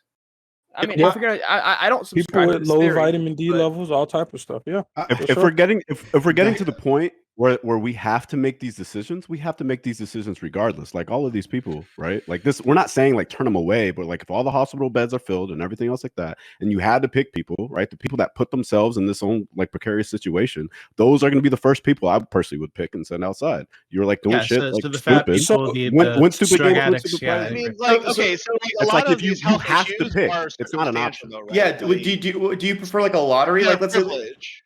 like You no, but the thing is, like, there is a lottery system, right? Like, if you are obese or not prepared or being exposed to propaganda and like sucking it in hook, line, and sinker, is because you didn't have the privilege to have a better life that would make you either more educated or have the right food source acquisition, et cetera, et cetera. It's not necessarily fair to say, oh, well, you didn't make the right choices in your lives, because like, who are we? Like, are we all like perfect individuals who haven't made bad choices? And should we be sent out in the parking lot because we failed to do our due diligence in every aspect of our lives? I don't think that's necessarily fair. I also want to point out that we live in unprecedented times in terms of targeted media. Like, never before in the history of humanity has there been a like system designed to target us with the types of news articles that we want to hear, and it's directly impacting our capacity to make reasonable judgment. So like, I don't really want to mock people who are outright anti-vax because they're being exposed to like extremely targeted propaganda, and I think it's like very, very difficult for anyone to actually resist this propaganda. What we should be trying to do is actually try to brainstorm ways of like helping in this regard. And I actually kind of agree with GSU on some level that like, if we're mocking them in like a Reddit somewhere, they're going to take this and use it as evidence to further their not so great beliefs. Destiny, Destiny, you were going to say something to be about like when you brought up the morbidly obese people. No, we can't. You can't like have you can't start picking and choosing people based on health stuff, because that just goes into nowhere. Like, you can't do that. Like, if you wanted to do it based off vaccination status. What do you mean? I said that if there was a limitation of resources, then you necessarily need to make those. Right. But that's what he's saying. Yeah. I'm saying you can't just like turn away like obese people unless you're literally like running he's out of resources. presenting you the same argument. There's limited resources and there's morbidly obese and non-obese people strung up at the hospital with COVID. Would you preferentially deny access to the people that are morbidly obese? I think you can make an argument that there's a difference in terms of effort that you'd require somebody to exert to deal with like a virus. So like, being obese requires an entire lifestyle change. Saddling somebody with that responsibility is a lot different than just getting a vaccine. Okay, right. So let's talk about vitamin D deficient people, right? Vitamin D deficiency has been linked. You're probably not going to be able to find me a single example of something that is as easy as getting vaccinated. When you talk about vitamin. Yeah, go ahead. Taking a vitamin D supplement is easy, right? No, you agree, right? Nothing. Hold on. Nothing is as easy as getting vaccinated. Taking a daily pill. That's not an argument I'm making. I'm not saying that this is as easy. I'm saying this is relatively easy. So why wouldn't you discriminate based off this criteria as well? Because it's just a way higher burden. You don't. First of all, people don't know if they're vitamin D deficient, so they'd have to go to the hospital. They'd have to get blood work done. Secondly, they don't know like you'd have to find medication or not medication. You'd have to find some supplement. You'd have to take it every single day. Like, that's like a whole other burden. It's just far and away different than just getting vaccinated. Also, and we already make these decisions like right now, like in terms of organ donations. Like, so this is for all the people who are granting right now about how like we shouldn't like make these decisions. You have two people, they both need to live or they're gonna fucking die. One's a 60-year-old person who's like drank their entire life, and that's why their liver has been destroyed. The other one's like a 30-year-old non-drinker. The hospital will probably pick the 30-year-old. I don't think this is true. No. It's at the same time. They went in the door at the same fucking time. Who do you pick? Fucking grandstanders on the panel. Who do you select? You fucking flip a coin. It's about need. I don't think anybody. They both need it or they will die. It's a basic hypothetical. What do you do? Listen, it's about need. I served as a combat lifesaver in the Army. That was part of my duties in the Army. I served as a combat lifesaver. If I was ever to get in a firefight with the enemy, I would treat the patients prior to, like, they would be set up in accordance with need. Even if that means that an enemy combatant needed medical care before any of my friendlies, I would have to treat the enemy combatant first with medical care. before I could go treat any of my friendlies, according to international They didn't answer my war question laws. at all. But They what ca- I'm sa- they no, come what at I'm the saying, same no, time. what I'm We'll stating, fight what I'm Nobody's stating is, disagreeing what I'm with you, stating God. is, what I'm stating is, thank you. What I'm stating is it's about the need of the care. It's not about external circumstances. It's about the need of the care, and that's how doctors will actually prioritize their patients, is by need of the care. They don't take anything else into consideration. And when they are faced with these bad circumstances as to Just use the liver example. when we're provided with these bad circumstances, as to they have to let one patient die, and they have to choose which patient they're going to work on. Otherwise they're both going to die. They have to choose one that's going to live and one that's going to die. They prioritize that off of which one would be more lethal. If I ever had to go to okay. I'm trying to break this down. I apologize. No, I understand like the concepts of like how the system is functioning. You are providing us hypotheticals where we have to choose where people live or die. I'm providing like people who are agreeing with your position. So this is an open, not just a Sprout. I'm not trying to bully Sprout on this. But again, to the people who say like, oh, we can't do this, we shouldn't like prioritize, like you're like freaking out about like pushing like some people to the parking lot. I'm telling you, here's the scenario for everyone who's listening. Bring it back to this. 2 people will die without a liver.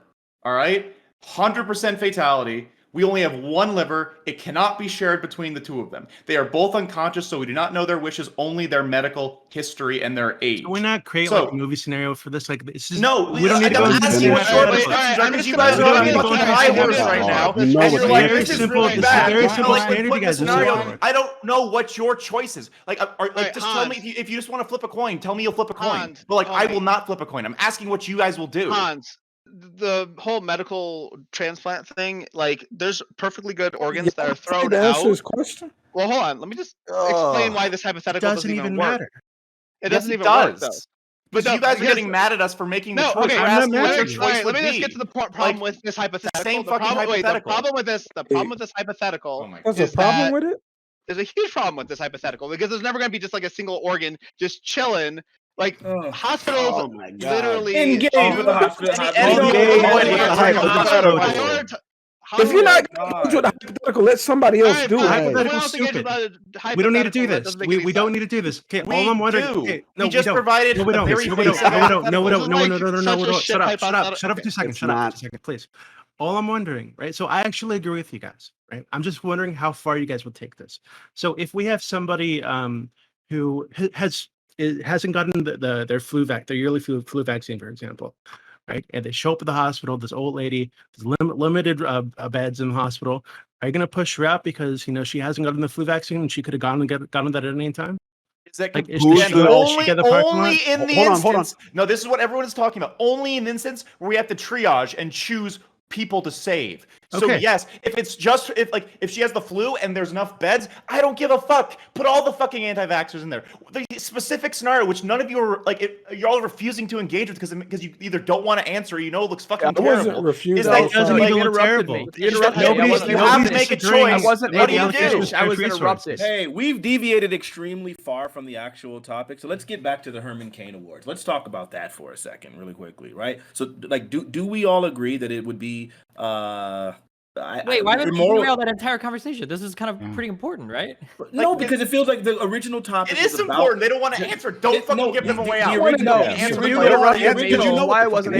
topic was about the Herman Cain Award, and it sounds like now everybody just shifted into specifically this one specific thing. Like, wait, it's whether or not it's okay to withhold care from somebody or make choices about whether or not somebody's sick. That's not necessarily related directly to the Herman Cain Award. It is absolutely directly related. The Herman Cain Award is about making fun of people that didn't make those choices. So if we resolve the argument of like, should we withhold care or should we not withhold care? If the argument is that, well, we should never withhold care from anybody or ever make these decisions, it should just be first come, first serve, then it seems like making fun of people under the Herman Cain shit is pretty shitty. Why would you make fun of anybody? Like, doesn't even, like, whereas if we say like, well, we actually can withhold care, like we should actually triage, we should make these decisions, then it's like, oh, well, fuck it. We should also laugh them in the parking lot because fuck them. They made shitty decisions. That's why they're there. I think this conversation is pretty No. The reason why that doesn't actually work is because these two statements are not necessarily synergistic or synonymous. I can absolutely hold the view that when we we should withhold the medical care, but also recognize that we probably, in cases of medical expediency, but still recognize that we don't necessarily need to make fun of the people. These things do not necessarily correlate automatically. So then just going down this rabbit hole, we can get down to the very end of it and then all come to the agreement, hey, we should be able to withhold medical care for medical expediency, but still recognize that these things are not that no, we shouldn't be making fun of them. So that you don't have to go down let them this say rabbit that. hole. Doctors do this. Say that. Doctors Answer do the this question, every day. and we can move Doctors back to do this. being nice to people. Okay, Hans, listen. I was trying to explain. Then I got interrupted. Okay, Please do it quicker then. Okay, I'm trying to break it down in the simplest terms I possibly can. That way, there's no engage with it. Let him go. Go ahead, Sprout. Doctors literally do this every day when they have to choose whether they got two people that need to go on the surgery table, otherwise one of them dies. They have to make this choice every day, and what doctors choose is how lethal something might be. Like if this person needs the table right now, there's a possibility this person can stay behind, and once he's done with this surgery can possibly get that person. He's going to choose the person that has the greater need. Now, if they're both in the same exact predicament, if they're both that's the point of the hypothetical, Sprout. Okay, if they both need the table right fucking now, they go by quality of life afterwards. How young someone is. Just say the 30-year-old afterwards. Why have you is this all just so you can say the 30-year-old? Because, dude, if it's quality of life afterwards, I just said we have a 6-year-old lifelong drinker versus a 30-year-old healthy non-drinker. Who do we give the fucking liver to? I was trying to explain it. I was trying to explain it to you in the simplest terms. I appreciate your and thought building my way process, up but now you can answer it. The 30-year-old.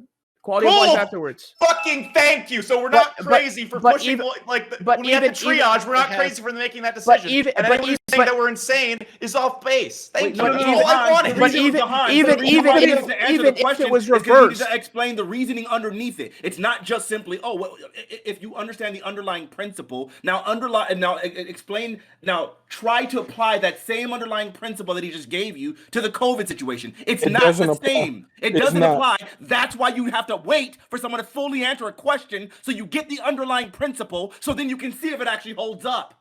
Jesus. Yeah. I literally already granted all things being equal with the exception they provided. He just provided all the things that were already accounted for. Listening, the quality of life of the two people post-treatment could be the exact same. It doesn't necessarily mean that both of these people, vaccinated and unvaccinated, will have a different quality of life post-treatment. So that's why your hypothetical doesn't necessarily apply here. That's what Sprout was trying to tell you, but you continually interrupt him and won't allow him to answer the question. You just want different, and quality of life is different for the 30-year-old versus the 60-year-old. I understand that. But that's not necessarily how does this apply to this conversation. How does this apply to COVID? Explain to me how your hypothetical. This applied to COVID because, again, Destiny and I both fucking said that if we have to pick, we have to triage, we have to send someone out into the fucking parking lot, we'll pick the people who are the anti-vaxxers, who refuse to get the vaccine. No. Okay, go ahead. Go ahead. You're missing this. How is this hard to understand? I'll explain why it's so hard to understand, because you're the one not understanding it. It's really simple. He gave a specific principle about quality of life afterwards. So now you just really restate. All you did right now was just restate your original position that we would give it to the unvaccinated. I mean, we would put the unvaccinated out to the thing. Now you have to be able to make the argument that the unvaccinated person will have a lower quality of life after their treatment, and you can't make that argument. So that means you're not engaging with his actual principle, with the actual principle that he expressed. All you're doing is just listening to it and then restating your original thing, in which everybody here is trying to explain to you these things don't apply. It's not immediately applicable that an unvaccinated person inside of a hospital is necessarily going to have a lower quality of life after you treat them. That's why it does not apply. So cool. So you got to engage. I'm engaging. Here's the engagement. No, one fucking second, Madladn. I'll respond to you in just a second, buddy. So I can completely understand that how these hypotheticals work is that all other things being equal, there's one decision, whether it's the quality of life for the 60 versus the 30-year-old, or getting the vax versus not getting the vax that we make the decision on. I'm sorry that the hypotheticals weren't directly analogous. I thought we were all adults and could understand that, yes, with one critical difference, we have to You're make a missing decision. it? Really? You're still How missing the? it? I literally so- just explained it to you Jesus. again. Okay, look, Fanatiq Sorry, actually he's like nailed beyond it on the head, He's beyond except it. like this Okay, one here, thing. okay, wait. Yeah, can Oh, I just no, give the no, example? It's Destiny, go on. Okay, wait, Hans, this is what you're missing, okay? Or this is the example he's trying to set up, okay? It sounded like in the beginning we wanted to make a comparison to people that are getting livers, right? But the thing is that when we make a comparison to people getting livers, we're only looking at quality of life post-transplant. So the better, if these guys would stop fucking screaming and think of a good example. So here's the question. Let's say that you have a 70-year-old that's like kind of not in the healthiest condition. Let's say he got vaccinated. All right. And he's in the hospital. Then let's say that you bring in like a 24-year-old. He didn't get vaccinated, but he has to go to the hospital. Even though it's more likely that the 24-year-old is going to have way more longevity ahead of him, he didn't get vaccinated. Are you going to prioritize treating the 70-year-old over the 24-year-old? That's the question. Got it. In that Okay. specific case, we would do what you said about comparing, like, say, how easy it is for, like, say, like, deal with obesity versus getting vaccinated. And so if we can like pinpoint like this Obesity one. had nothing to do with that. No, okay, no. So I'm explaining Let that him there are a collage of factors and the ease of dealing with them that you brought up earlier, Gambit. So I know. So here's the question, right? So we have a list of things, and you have to take them into account when we do the triage. If we can say, hey, like someone was like super obese, someone was like, say, like vitamin D Can deficient. I ask you the simple question? 'Cause this is I'm the simple ready. question. I'm ready. This is the simple question. The simple question is: There's you have- two. I'm gonna give it. Destiny tried his best. I'm gonna try to. Okay. All right. His simple thing that he was giving you is when you're saying that you would always prioritize the vaccinated person, he's giving you a situation where the quality of life of the vaccinated person post-treatment could be worse than the 24-year-old who typically is going to recover faster. Dan, He's and asking, I'm comparing quality of life versus who got vaxxed. That's literally the question. yes. I don't need you to explain it to me. But you're Thank you. talking about obesity. I'm literally telling you right now. So why are you that bringing up obesity? It was just like an explanation is like multiple factors. We're talking about quality of life as opposed to Talk about the getting question the he shot. asked you. Cool. So then we have two. Okay, then breaking this hypothetical down because it's super simple. Ready? We have quality of life afterwards because if they both survive because they get health care like inside the ICU, the 24-year-old's probably going to have a better life. The second like part of this hypothetical is that one of them made the very simple and easy decision to get vaccinated to protect themselves and the people around them. So I have to weigh these two things: quality of life versus the good decision. And in this case, I would pick the good decision. I'm fine biting that bullet. Okay. Thank you. Okay, hold on, completely hold on, fucking wait, understand I'm that. gonna- It took years to answer that question. Wait, hold on one Go second. ahead. Can I just, it just That was seems like so fast. I did it like as So- quick as possible. okay. So if you would pick the 74-year-old who got vaccinated over the 24-year-old who also needs a hospital bed, it seems like you're more concerned with punishing the people who didn't get vaccinated than the actual like health outcomes long term of these people. Yes. Is that the case? No. Then why would you pick the 74-year-old rather than? It's like, not a the- matter of punishing somebody. So the problem is that sometimes when we go to make policy decisions, there's not a good answer. Like somebody is going to suffer, right? So the issue is while you're saying, oh, well, you're punishing the 24-year-old, you just want him to die just because he made a bad choice. You could also flip the route and say like, oh, wow, you're punishing the 70-year-old. Like this guy did everything correct, but now he's fucked because a younger person was irresponsible and he decided not to get it. Somebody's going to get quote unquote punished. Somebody's going to get fucked over.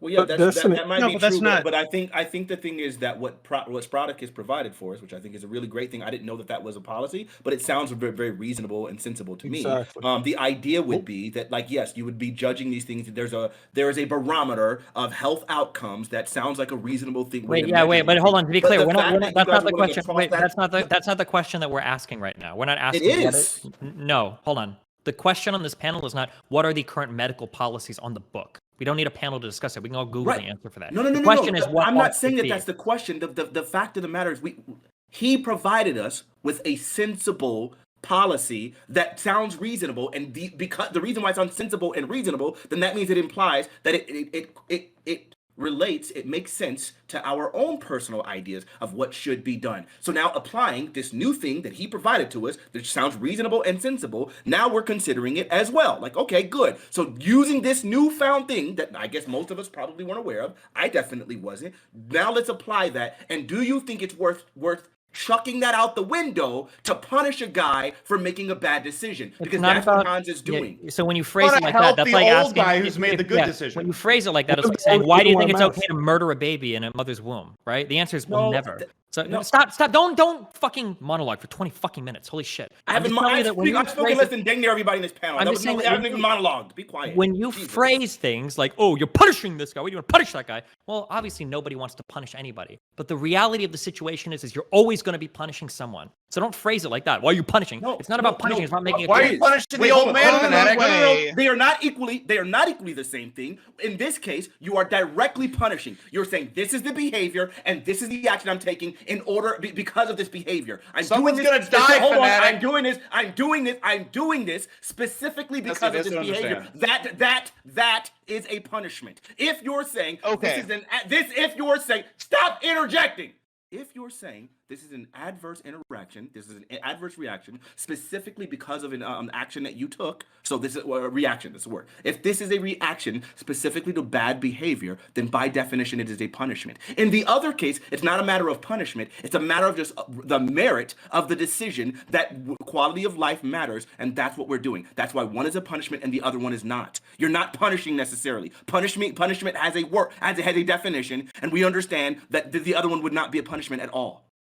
Yes, it is. This is like a Well, 2-year-old's understanding of like problem punishment. here I don't know how to engage with is this that kind of thing. Oh my the God! vaccine- Don't so the challenge vaccine the vocabulary. impact- It's a punishment by definition. Okay, Hans, you're done. Hans, you're done. Stop. No, fuck that shit. I've been waiting. I've been waiting in line I know you want to jump in. I'm talking to the other people for a comment on second, this buddy. because what So- Sprout said from the specifically, beginning right? is wrong with the way Like, they're doing responding it. to add-ons with 2-year-olds. My Freak outta question, here. right? So this is then I'll ignore Fanatic. We'll talk to Gambit. Gambit, like you seem reasonable. So do you understand that we could say that using Fanatic's definition of punishment, that if we take an old man who's done everything right, he's masked up, he's vaxxed up, he like did all the lock-in stuff, and he got sick going to the fucking grocery store, he did everything right, should we punish this guy because some young motherfucker wanted to go to like Virginia Beach or like Calhoun or whatever, like for like spring break, unvaxxed and unprotected? Like, are we punishing the old person? Again, Destiny said this already, but one person's gonna fucking die. If we want to say we're punishing one of the two,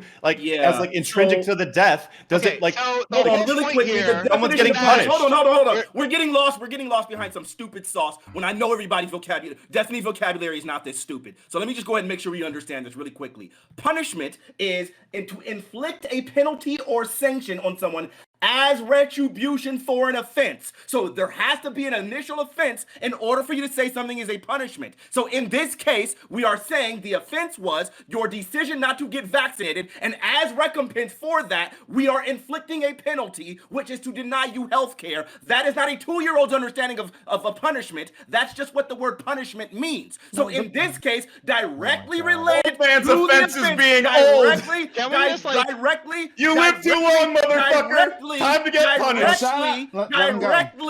Directly related to the actions of the original individual, we are making a decision to deny you health care. In the other case, with the old man, we are not doing it by any decision he's making. We're not intentionally punishing him. We're Can not I just inflicting a well, you penalty. don't need to It's restate the same literally point just 50 that. times. Holy shit. Okay. No, You I understand- just explained to both sides because you've missed You're it not every time, explaining even though both it's already sides. You been like pretty you clear. do this thing where you give an example and then you give an example and then you say and then you give another example and then you have to say that there's even another example that fits it and then you got to give another example and then this is the thing that's not an example. Like Jesus, just calm the fuck down. Holy Well, shit. then interact with it the first time, and I won't have to do Jesus that. Christ. Okay, so you understand that if two people show up at the hospital, okay, one is 70, one is 30, 70-year-old's vaxxed, 30-year-old is not vaxxed. You have to punish one of these people. One of these people will be turned away. Do you understand that?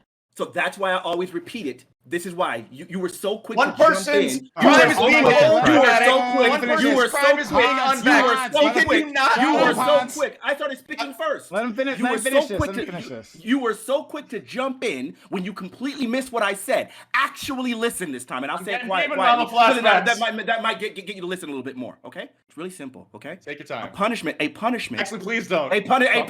Motherfucker. Shut up, Hans. A punishment is a direct response to an action, right? It needs to. There needs to. I'm sorry. I'll read it one more time just to make sure we're clear here. It needs to be retribution for. Yeah, an but can you offense. come in and It do needs to be- interpretation? It needs to be retribution for an offense. So in this case, When we are punishing the vaccination guy, it is retribution for him refusing to get vaccinated. When it's the case with the old guy and just the 30-year-old guy, we're not punishing any offense. The old guy didn't do anything offensive. So this isn't a punishment. It is just us applying a basic merit to the idea of quality of life afterwards. In order for there to be an actual punishment, there needs to be a direct retribution. Now I am saying it twice to make sure we're clear. Okay, we don't need to say this. We're not talking about. then. We're not talking about doing a punishment. We're talking about triage. No, you said punish. You said punish 1,000 That's times. why he Please don't try to upset, change yes. that now. I'm not. Hold on. He got What upset was because it? you said the word punish. We got to punish one. I don't of them. remember when the fuck I said the word punishment. That's not. I what we're promise talking you about, did. okay? Look, watch You the said tape. You said it punishment. 1,000 times. Good job. Go clip it and post it somewhere. I don't give a fuck. Okay. The reality is that if two people show up to a hospital and there's one bed available, do you acknowledge that one of these people is going to be turned down or punished? Yes. Turn down. Wait, hold on. One person is going to be turned down, but not punished. Say yes. Wait, no. Hold needs on. to qualify. I'm not qualifying it. He said turned down or punished. Punished is the thing at the center of this conversation. My entire argument has been it is not a punishment. So when you try to lob in punishment like that in some form of Mott and Bailey, then I have to respond to the fact that you use the word punish again. Okay. You just now I'm sorry. denied that Okay. you said the word Okay. Hold on. punish. Sorry. I'm not trying to deny. Jesus. I'm not trying to deny anything. Okay. You're just like in fucking like massive big dick debate mode, and you're trying really fucking hard to score points. I'm just trying to get to like It's the not about center. scoring points. Stop doing Okay, it. the last 5 minutes of you talking has been a waste of everybody's time on this panel, okay? We haven't gotten anywhere in this conversation because you're trying to big dick your way through the conversation. I'm just trying to Okay, forward the it's not- conversation, okay? Okay, good. All You I'm do- saying you is that do it if without being dishonest. if two people show up to a hospital, okay, you're gonna have to make a choice of who goes in. Somebody's not gonna get in, okay? Mhm. Now, without all the screaming, okay, my understanding is that you just object to the word punishment here. You don't let in the 70-year-old, but you do object to the word punishment if you do let in like the 24-year-old, or if you don't let in the 24-year-old, right? Because you're saying that you're not letting the 24-year-old in because of an action, but we wouldn't let the 70-year-old in because of like policy that's already on the books. Is that what you're trying to say? Okay, it's basically what I'm saying is there is a basic principle that Spartacus applied that we all agreed to, and it sounds like we are penalizing the other guy and deviating from the principle in order to punish the bad behavior of the person not getting vaccinated. Yes. Okay. So You're in those restating what I cases, said. I would be understand. Yes. right. So I'd have a Okay. problem with So- that. I'd have a okay, problem with yes. punishing a person. So okay, that's great. Okay. So now my issue is that wouldn't the old person feel like they're being punished? They wouldn't feel like they're being punished. It would feel. I can't tell. I don't care about how they would feel. It would not be. They would not be being punished. So if they felt like they were being punished, they'd be feeling that in error. Because ultimately, if we have a system that is designed around a specific form of merit, and we're applying that merit towards everything, then at that point, it's not. No one's being punished. So if they feel that way, they're feeling that way in error, and I can't be bothered with your feelings when we have a system in play that's Okay. that's accurately being employed here. So, So can I ask we're not- just a quick question to maybe boil down like what we're talking about? So in any other situation, not any, in most other situations, if you had to weigh the consequences of putting a 25-year-old out in the parking lot versus a 70-something-year-old, right? The U.S. Life expectancy is, I think, below 80. So this person's toward the end of their life anyway. I think most of us would agree that you'd probably put the older person out in the parking lot, right, and treat the younger person because there's a I think greater Destiny chance and Hans are saying for that.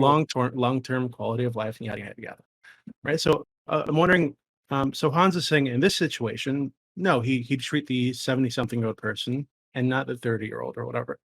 And it seems like the only reason he's choosing not to do that is because the old person chose to get the vaccine. Right? This person's at the end of their life anyway, right? Whether or not they had this vaccination. The younger person, long term, they're going to be around a lot, probably going to be around more. So why would not choosing this person, where you would physically choose them in any other situation, it just seems like a consequence of not getting the vaccine. Wait. And if that's what it is, then that's what it One is. second. We currently do this in our system. Alcoholics are lower priority for liver transplants. Like we already Yeah, that's take fine. behavior. Hold on, and- wait, okay, wait, stop. Hold on. Don't go down this road, okay? We don't take into account behavior. You take into account the quality of life afterwards. An alcoholic won't be treated differently because they're an alcoholic. They're treated differently because they might have degradation other of the rest of their complications that body. would make it so that if an organ was given to them, then it might be wasted. Exactly. Yes. Let's, Yeah. Hey, Nus- They don't say, "Oh, that guy's alcoholic." Nah. That's not New true. Salsa has now gotten a chance Yeah, to talk. I just period. want to I'm gonna go to Madladn. Yeah, I want to make clarification. So Sprout is correct, not during COVID times, right? So on a first come basis and everything, they're going to pick who needs it more, blah blah blah blah blah. But I've been reading articles during this entire time trying to find something that supports Sprout. I could not, right? Where it basically says where now they're just having save more lives. They acknowledge, right? Ethically, this is a little bit weird as it favors young people, right? And it throws older people to the curb, but they realize they have to save more lives, and this is unique and that a lot of hospitals are going through. There's no governing body that says like you have to do it like this or you have to pick and choose like that. Hold on, But wait. like that is they're How does that distinctly apply- doing Wait, it wait. differently I was added. Give me 1 second. So the ethics doesn't change because it's a pandemic. I'm just gonna let you know that ethics don't change Yeah. because it's a I don't- pandemic. I'm And taking that so- from you versus like the stuff that I was reading about. I don't get it. Okay, don't well, think you can I'll give you a anything link. that'll I'll give you a support- link. It's literally describing the AMA Journal of Ethics, which is what medicine uses. So you can find that in the group Discord for the Reverie. But ethics doesn't change just because it's a pandemic. Now, what does change is there's people constantly coming, right? So if the 7 got the bed and the 24-year-old comes in, there's no beds, they're not gonna be like, oh, hey, yeah, 70-year-old, hop on up off that bed. A 24-year-old needs it. Okay, that's not going to happen. So that's why it's deemed to become different for COVID. Ethics does not change because of a pandemic, and I don't know why anyone would suggest that ethics does change because of a pandemic. And New Okay. Salsa, I'll link. But even more, New Salsa, if your goal was to save more lives, you'd have to consider quality of life after care, which would still go back to his principle, and it wouldn't be a refutation of anything that he said. So everything that you said is just nonsensical, almost. Bullshit. So Hans, Like no. Oh, Like God. it's no when it comes. You I save didn't mean- more lives if you preferentially treated people with worse conditions after care. You're stupid. This makes no sense. You can acknowledge, right? Oh you my can God. acknowledge. New No, Salsa, you can. just say you said a dumb thing and we can move on. No, what the fuck? I'm telling you what the fuck I've been reading about this thing. It's like I'm gonna link it, Can right? you You're link going out. You're going out with Sprout, and link you're it? going with everything that he was I saying. looked up stuff right? too. I actually looked up stuff too. I'm not going No, all and over the so share with me what the fuck you Okay. got, and I'll share with you what the fuck Okay, I here got, it and is. we have countering things. That's it. it's extremely wholesome. It's beautiful. That was actually a Sharing beautiful now. moment. Matt, Started And off it yelling at each does other. and it does go off need prior to quality of life afterwards. If someone needs it more, they will go off of need prior to quality of life. Quality of life is literally the last deciding factor. So yes, if someone needs it Oh, more, shit, that's true. then Yeah. yes, they're going to get a bed than someone else. Like, yes, need does come before quality of life. okay. Maybe the old person needs the bed more. The healthy young person has a better shot Matt in Ladd. the parking lot. Matt Ladd. Well, technically, Hans, they don't have a better shot because they didn't get vaccinated, right? Oh. It's a good joke. All right, whatever. So the only thing I Come really on, wanted to say was that we can actually use the vaccine directly as a way of determining not just quality of life, but like who's in more dire need, right? So like the 70-year-old person who's been vaccinated will likely have a less severe life-threatening case of COVID versus the unvaxxed person who is more likely to have a severe case of COVID that will require intubation, right? Now, age does impact this as well, obviously, and there's a bunch of factors, but like we could literally use the vaccine as just one of those factors. That's all I wanted to say. Thanks for having a 40-minute argument about punishment instead. I mean, like thank Prime, like fucking banger content for him. You're welcome. Like, Wait, so Hans, can you just answer the question was that I the- asked earlier? sorry, could you answer it again or ask it again? Sure. So, basically, you were saying that you would choose the 70-something-year-old in the situation because they made the decision to get the vaccine, whereas the 20-something-year-old did not, and so you're going to prioritize a person who made the right decision. But it seems like, I mean, I can't think of any other situation where we would prioritize the care of a 70-something-year-old over like a 20-something-year-old if they're in like similar like dire health circumstances. Like if right? they're both gonna die, right? Okay. Yeah. So you choosing to, give the bet to the person who made the right decision. I mean, it seems like you are penalizing the younger person because, I mean, in any other situation, the older person wouldn't get the bet because they're at the end of their life anyway. This is kind of getting back to We're There's this- penalizing the there's old this- person then. Like okay, I Hold refuse on, wait, to. wait, wait, I wait, wait, refuse no, to wait, accept wait, that wait, we're wait, no, wait a second. if we're using penalties. Wait. Okay, Okay. This wait. I'm sorry, go ahead. This kind of gets back to fuck, what was it? Death panels.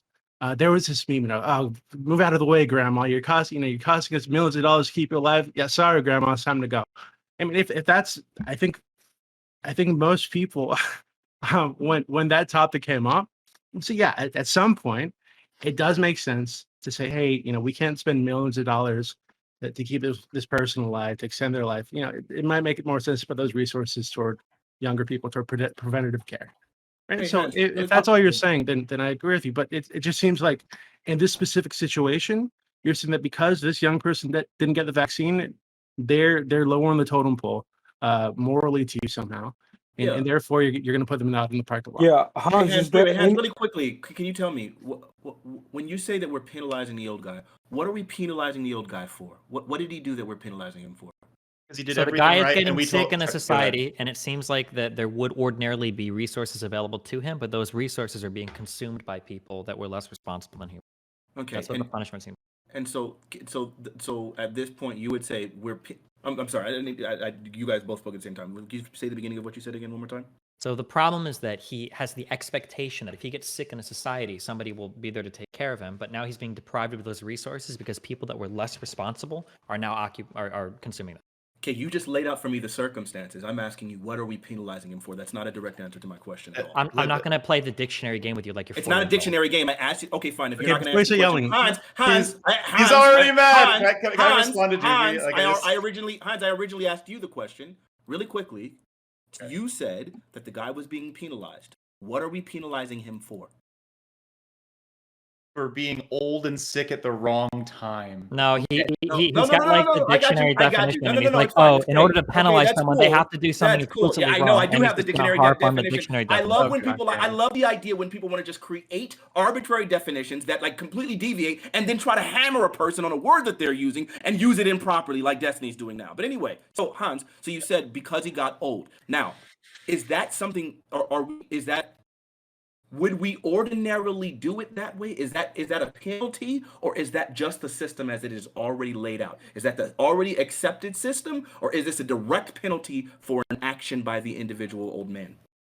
For an example of how we use the word Can punish, Hans answer the question since you don't for want an to answer? example Do how you we want use to the word engage punishment, Destiny? there's literally no point in engaging with this. So like when somebody works for a company their whole life, and then that company ends up going bankrupt and they don't have a pension, somebody might utter the phrase, why did I get punished for this? Like, I feel like I did everything right. People will say phrases like that sometimes. Like I don't know anyone would use the word that way.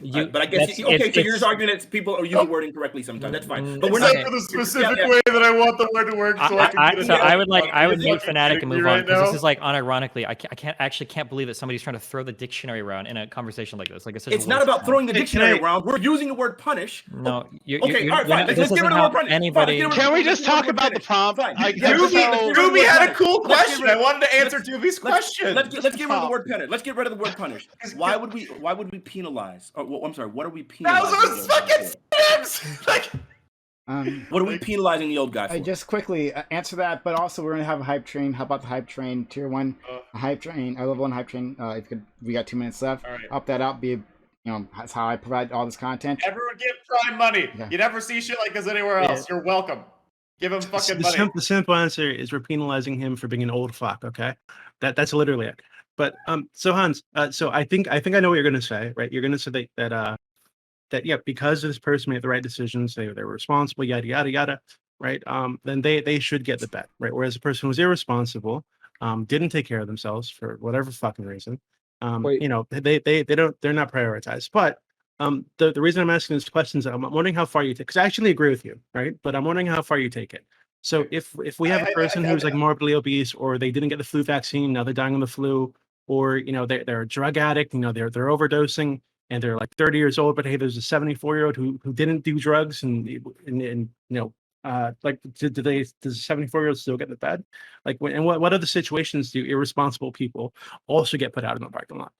Okay, so I can give you a solid yes that I am comfortable triaging for the old person in the case of like the vaccine, specifically because that decision is extremely easy. And like we were talking about, like, say, obesity, right? We already like ran through this like earlier today. Like fixing some problems is like an entire lifestyle change. It's extremely difficult. A vaccine is like as easy as like they're literally paying people to do it right now. Where it's like you go in like for 15 minutes, they give you money like in some like places, then you get the shot, and then you go home and you feel shitty for it like a day. And like that.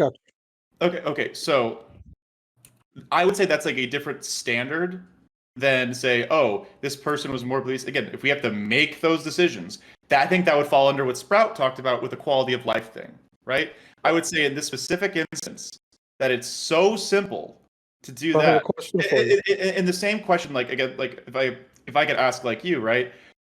What if we could only save in this specific instance, say a 70-year-old man who got in an accident because of a drunk driver versus the 24-year-old drunk driver, and there's only one bed? Who do you save?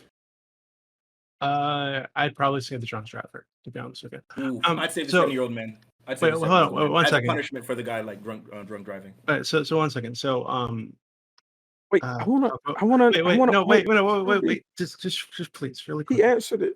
No, he didn't. It's not done. Okay, there's more. There's more to come. Okay, hold your breath for a second. Okay, wait. So I can answer. So wait, I can answer this very Okay, very easily, right? So I think every person here would be comfortable saying that we can bite the bullet and say that if everything else is accounted for, like all these problems X, at some point, if we got to do a triage, then you like, and if like bad decisions are like the thing that's like being like the deciding factor, like right, we've done quality of life like analysis, we've done like everything else, and we have to pick. I feel like everyone would say, yeah, like at some point, if that's like the deciding factor, it's again like if that does happen, I've like failed to see it, but I think I'd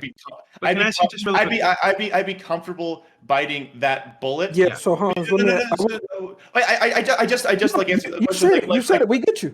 Okay. No, wait, Gambit. I just like to expand on one thing really quick, because typically the reason people don't get the COVID vaccine isn't because they're lazy, right? It's typically because they've I mean, at least so far as I know, they've fallen victim to misinformation, right? They have some kind of like wariness about the vaccine for some reason. It's not just because they're lazy fucks usually, right? They have some kind of hang up.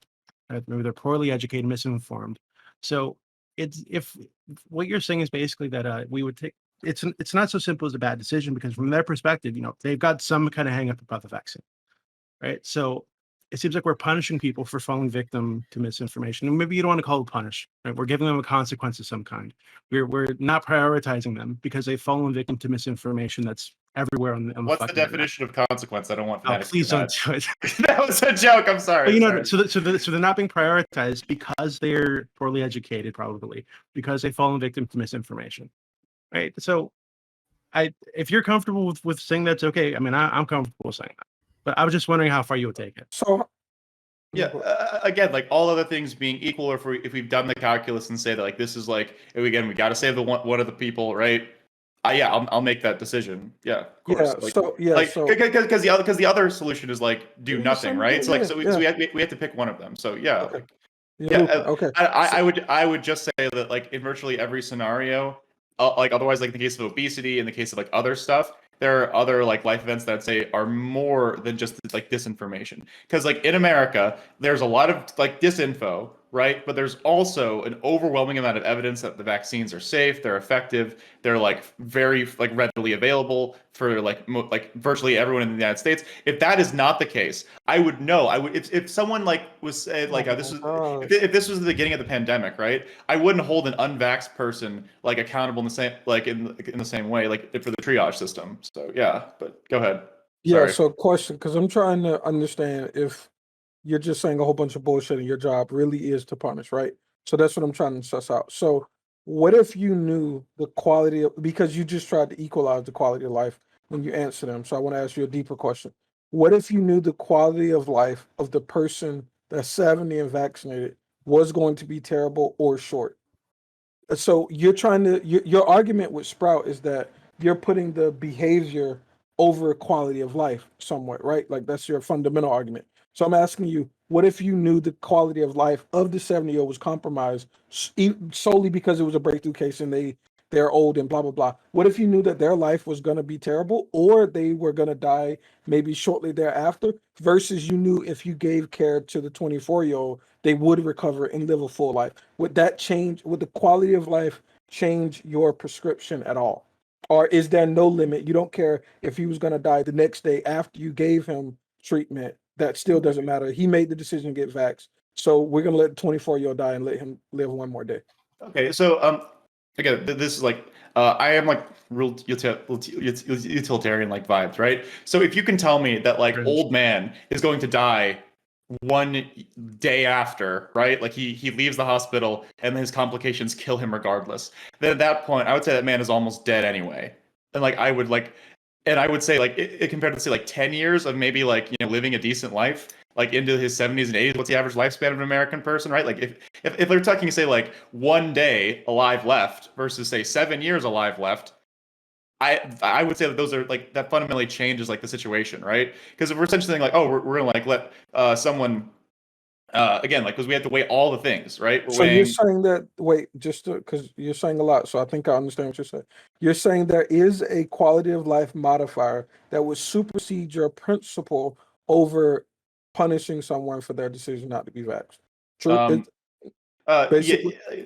basically yeah, because they're all factors. Like everything is a factor, right? Well, earlier Like, you were acting as if it wasn't a factor, so I had to present you with something to try and push you to understand that there is a factor. I got you, yeah. And like again, like if we're talking say the old man living for 10 years like relatively happily versus say one day after like and yeah, then yeah, at that point you're asking like do we save one person or do we save like nobody, right? Like yeah, sure, yeah, of course. So, okay, have you finished? Yeah. Okay, great. I would continue, but it's too many people. Yeah. This is fun. I mean, it's just like, yeah. I mean, I think we've hit this hypothetical hard. Holy crap.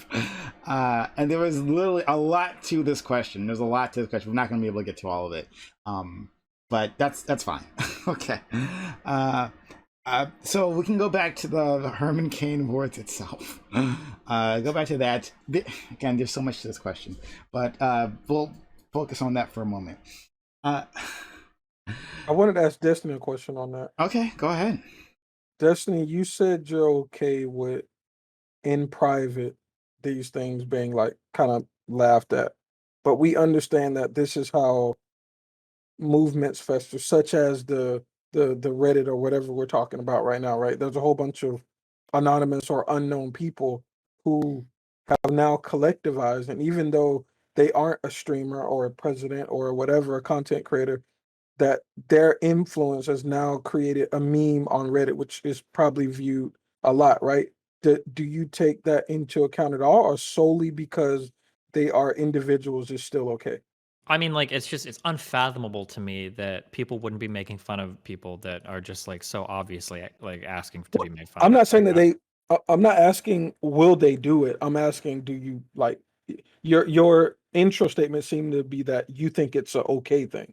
Not that I mean, like, you I understand like it's gonna when I happen. say like it's an okay thing. I mean, it's neutral. It like provides some level of entertainment for an individual. I mean, like this is always gonna happen. Like this will always be the case. That when somebody does something that's so obviously self-destructive and then rots that self-destruction upon themselves while simultaneously making fun of other people for avoiding the self-destructive behavior, like, I mean, to some extent, people are gonna laugh at them for it. But I mean, people like there's tons of other behaviors that this applies to as well. People might make fun of you for drunk driving and getting in an accident. People might make fun of you for like a number of things. Like there's probably some level of social utility to like bullying or making fun of people that do really stupid self-destructive things to discourage it from happening. Yeah, I don't know. Is there any relation between laughing at someone private versus like something else, like saying like another word in private? Is there a difference between those two in terms of a utility if you say that you do it in private on a public platform? That was a joke. I'm not trying to start Edward discourse again. Like, Hey, but Destiny, really quickly, let me ask you this though, like, because you're saying that you think it's okay, like, for people to do kind of I will. There's a very big difference between the idea that something would be okay if someone did something, as opposed to like whether or not something should be done, right? And I think like whether or not something's ethical, whether or not something's like a good thing to do. And I think in this case, like you can recognize, like I've heard you say that like you're personally like that you felt personally affected by like some of the disinformation and stuff like that because of the fact that your mom refused to get vaccinated. If Mhm. God forbid, like your mother was to pass away, Absolutely. If you're trying to get me on this, I would absolutely like. you would It, feel it you'd feel would, like it would be okay if people laughed. You wouldn't be bothered at all by that. yeah, 1,000,000%, of course. I mean, like, but it is what it is. But like, that's a weird personal question. Even if I said that I personally wouldn't like it, it still wouldn't be like that would be my societal prescription. Like, for instance, like, should we make fun of people that drunk drive and get in accidents and die or whatever? I mean, like, I maybe No. not. Maybe we could. Maybe I mean, it Do you think depends. But like, But but then if you ask me like, well, what if your son did that? Like, well, I don't know. Like, I'm so personally affected. you're My ability iffy to on interpret it. drunk driving, but not on unvaccinated people dying. That's interesting. Where does Wait, that no, line no, no, come? no, no, no, no. Hold on. I'm not saying I'm iffy on that. I'm saying it's probably okay to make fun of people that like drunk drive and then get in accidents. Oh, And die. you said maybe, maybe not, but then on No, the but I'm vaccine. saying that like I personally would probably feel different if it was somebody really close to me, but that wouldn't change like my overall like I because understand that technically nobody wants to be made fun of for anything. Like I could turn that argument around and say we shouldn't make fun of anybody for literally anything ever because if I personally did it or my mom or dad did it, I want anybody making fun of them. So I don't think it really logically follows. Well, no, I think.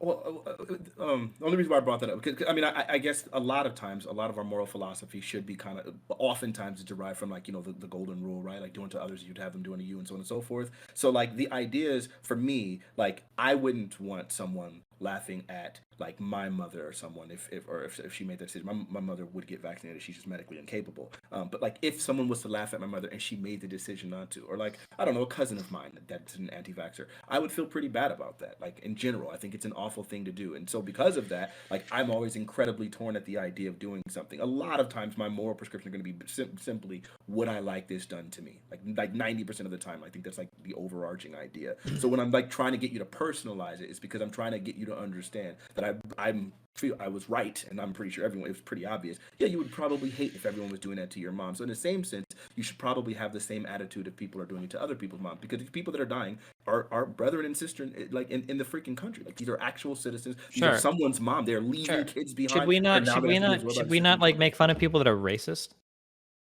I think making fun of them is I don't know. So do you What see if the they- problem now? Like, yeah, so like the what if problem they is that like die while being I racist, can though? literally run this back to an infinite number of things, and basically what the argument at the end of the day is we just shouldn't make fun of anybody for anything ever because somebody personally close to us could maybe also do this. But hold on, I didn't answer your question. I had to think about it. It was like literally given to me right now. So then the idea is like, what do you mean by make fun? Like if I'm just like teasing like someone for being like ridiculous, like saying something. Like Let's say if they died from it. What if if someone was so racist that they like got like say like Oh god. X minority to kill them? Like, are we allowed to Fuck make fun around of and them find then? Like because Wait, making hold fun on. of someone's We- bad. Like, but We don't need to. So I'm Like, sorry. why don't- I'm not just Destiny, to answer your question really quickly. Yes, I would say like the idea of like making fun of a racist person, I think is I can see as making fun of that person and not being a problem. Now, if the racist person I think there's a difference between just like making fun of like the actions of an individual and like teasing them, and then like laughing and relishing in the fact that they died. That's a total. We're drawing like a pretty crazy level of nuance here. That like I mean, it's a matter of how much agency someone has in making the decision, right? Like, Well, for can I example, just ask you guys really quickly? hold on, Sure. for one thing. So, like, for an example, like there was the crazy British dude who flew to Afghanistan in like the last week before U.S. troops withdrew, and he was trapped in the country and under the threat, like constant threat of like dying, right?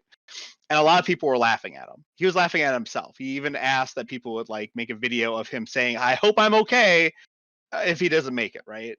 So, like, in that case, this guy literally had the agency to fly to Afghanistan before U.S. troops withdrew, and then put himself in a high-risk situation where he was about to get blown up, shot, etc., etc.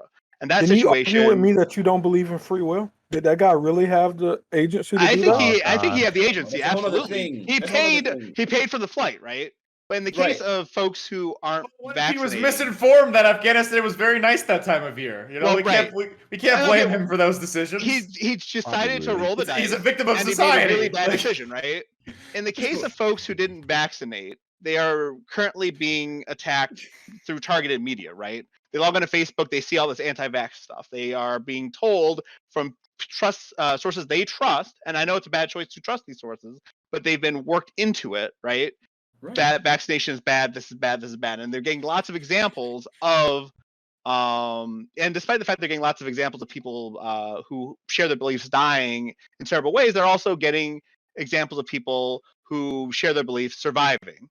Donald Trump and the governor of Texas. That's exactly the main underlying point. Is that the thing is, one in this case, like I do view these people as victims. Like my original opening was specifically about the disinformation and the polarization of our freaking of our politics, and obviously like the unfairness and disgustingness of the algorithms, literally like exacerbating all of this other tension and all of these conditions, creating this environment in which these people are so distrustful of the media that they don't know how to find and parse actual sources. And then you couple that with the like busyness of people working jobs and like having to support families and all these things, and their inability to actually read through all the information. Like it creates an environment where people a lot of times are willing to cede their journalism or their investigation to whoever their favorite pundit is, because they know that they don't have the actual time to like delve into discovering all the information and like reading through it. So then as a result of all of this, there are all of these people who have been inundated with this nonsensical misinformation, and then they use that stuff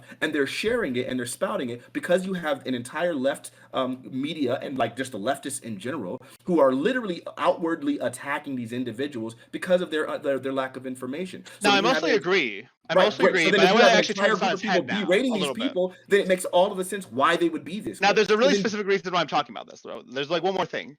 The next level is, okay, so we've got people who don't have the time, don't have the energy, their livelihoods prevent them from being well researched. And then we have individuals who are pushing the misinformation, pushing and making a career off of it, getting paid to present the misinformation, right? Now the question is, those individuals have agency to choose how they're going to make their money.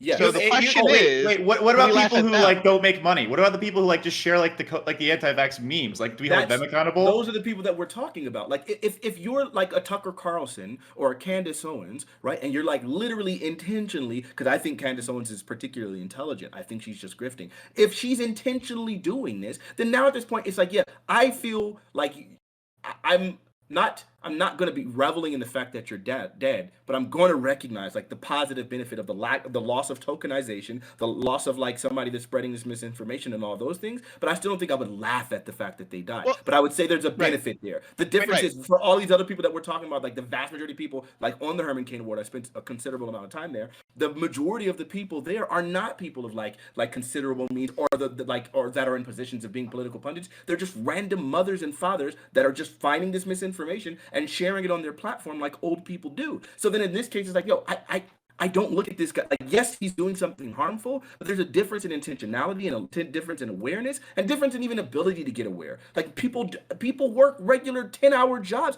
How are they going to freaking come home, after needing 8 hours of sleep, and you got 6 hours and you're going to spend all that just trying to research like the nuance of like the application of the coronavirus? Wait, hold on. Just to be clear, just to be a little bit more honest about this, people aren't making fun of them just for sharing misinformation. Usually they're making fun of them for being incredibly smug about it. That's why it's Sure. Right. Well, I think there's another punchline though. I'm just saying that undermines a lot of the like, oh, you don't have the time to research. Well, okay, well, if you don't, then you probably shouldn't be ultra smug posting about something that you yourself don't have the time to research. Well, but sure, but I would also say though, a reaction. Like if you have like, that's what I was going into with all the leftists and the way that they react to these people. We see it. Like we see the Herman Cain Awards and look at the comments in them. Not just the video, not just the slideshow itself, but the comments in there where people are like, yep, good riddance. Da da da da da. People literally were going and finding, because originally they weren't bleeping out some of the like names and stuff. People were literally going there to the people's actual Facebook posts and mocking their death in their timelines.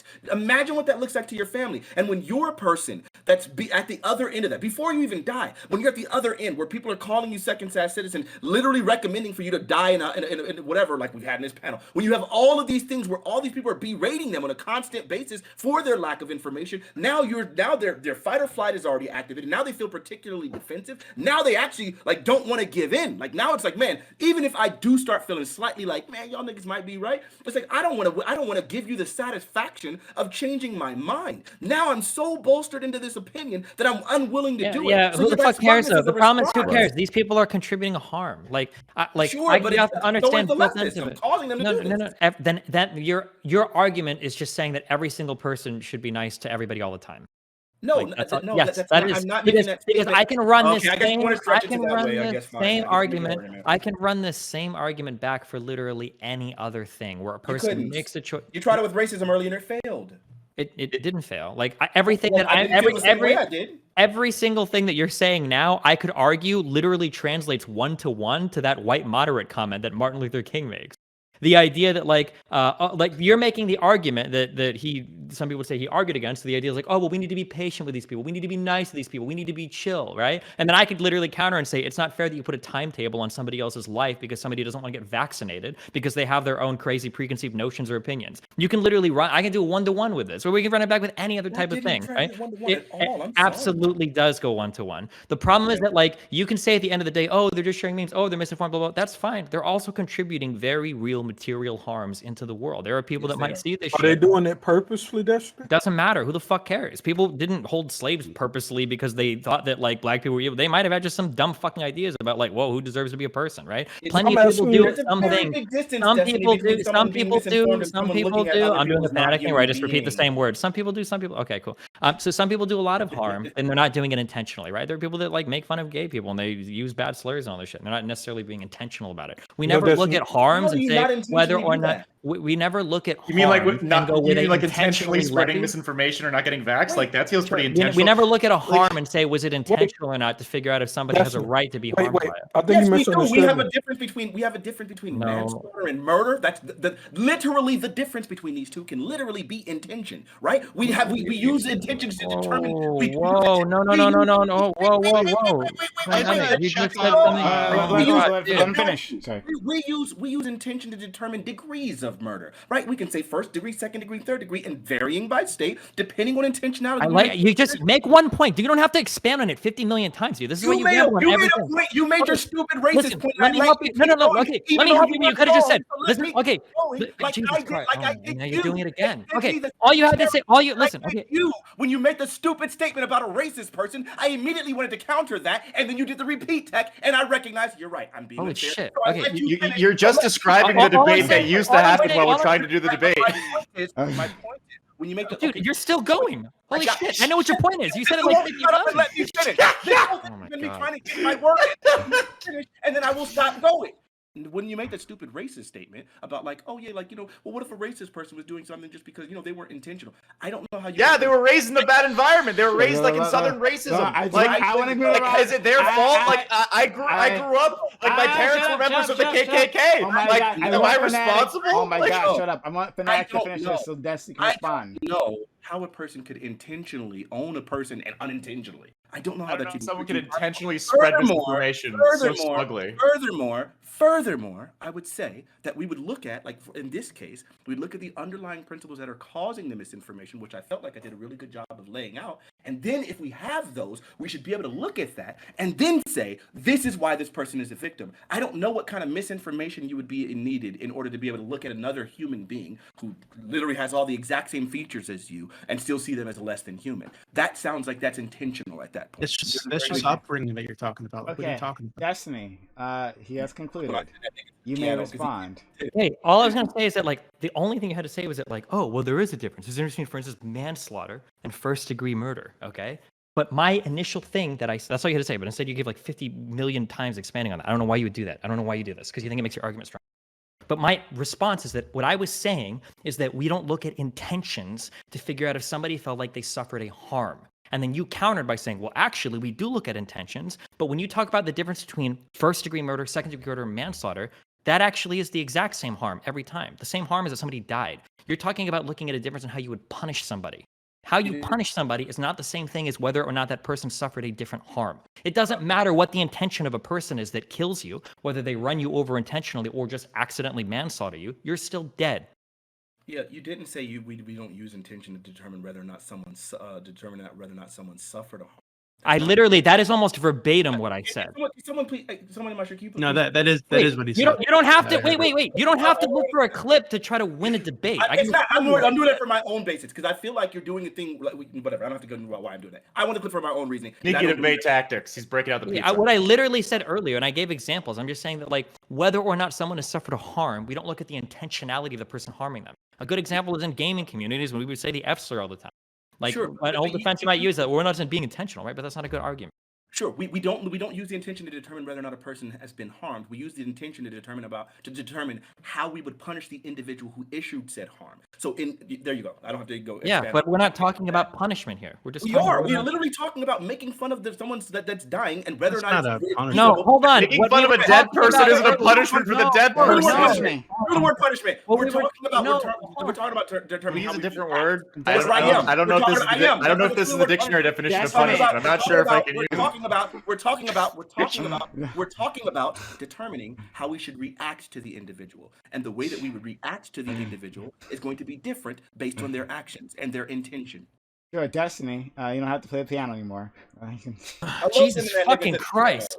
Okay, the reason why we got into this is because we talked about how sharing misinformation online can be harmful. And then I think Gambit was the one that said, well, are they doing it intentionally? And then I countered with whether they're intentional or not in sharing that harm, they're still causing a harm. And then I you was brought up the meaning on free manslaughter first will. degree thing. I don't know I was why it meaning always on free takes. will. I understand, but I'm just saying, like, every time Fanatiq starts to argue, this takes like 15 minutes to get through like a 20-second point. Holy shit. I'll tell you why. It's because when I start talking, I intend to speak for probably 10 seconds, and then people interrupt me, and then I have to hit the Fanatiq Riley freaking repeat tech for God knows how long while I'm waiting for everyone to shut up so I can finish my point. Okay. That's why it always do happens. be very quickly.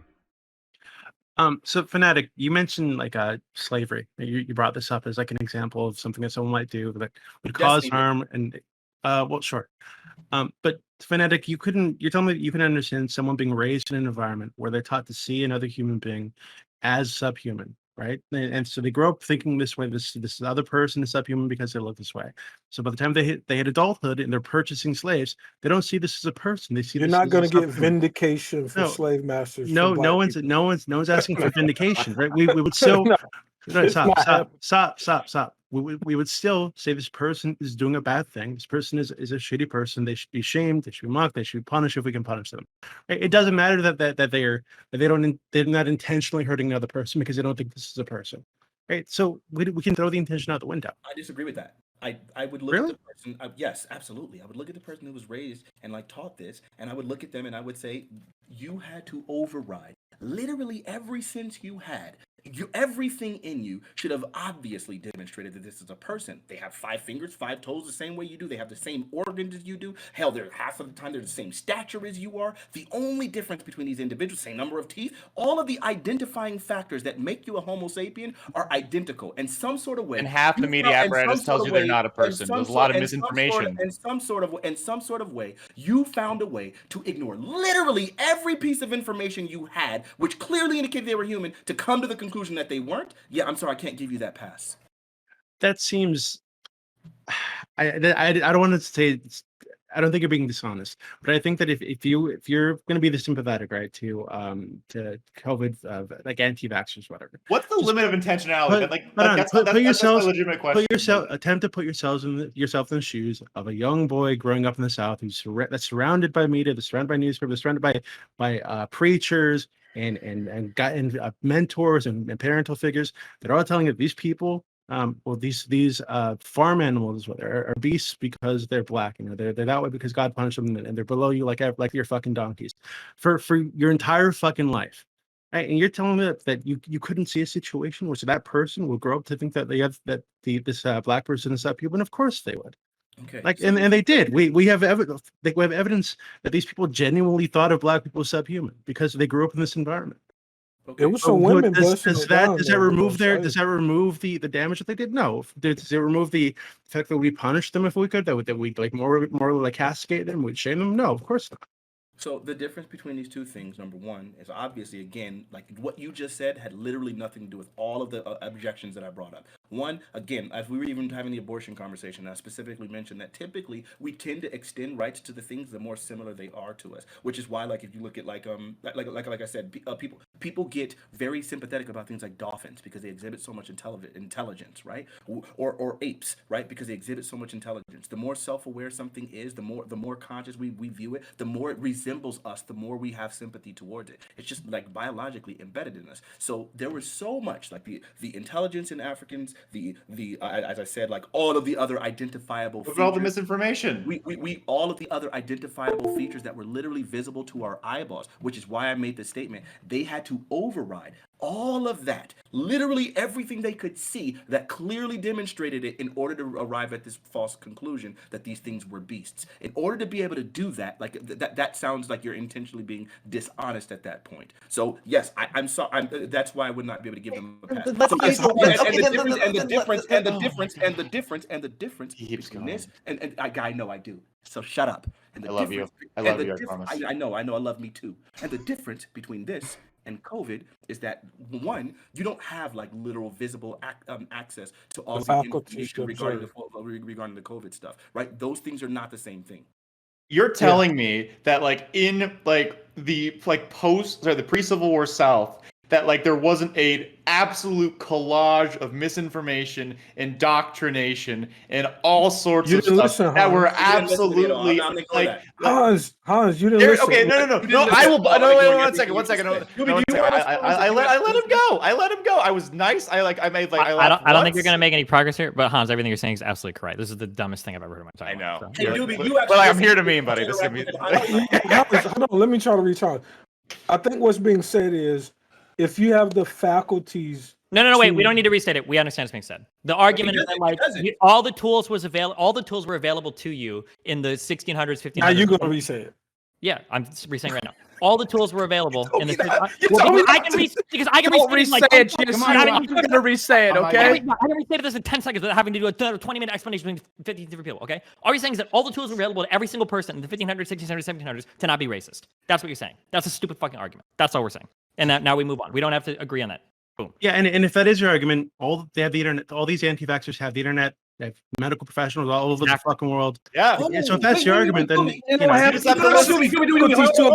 on. I got it. I love it. I love it that you guys just did that, because now this thing comes full circle. Do you remember the what circle are you drawing? Do you remember the initial things that I said specifically about people not having time? No, but I assume you're gonna tell us all again. Shut up, Hans. Not having time.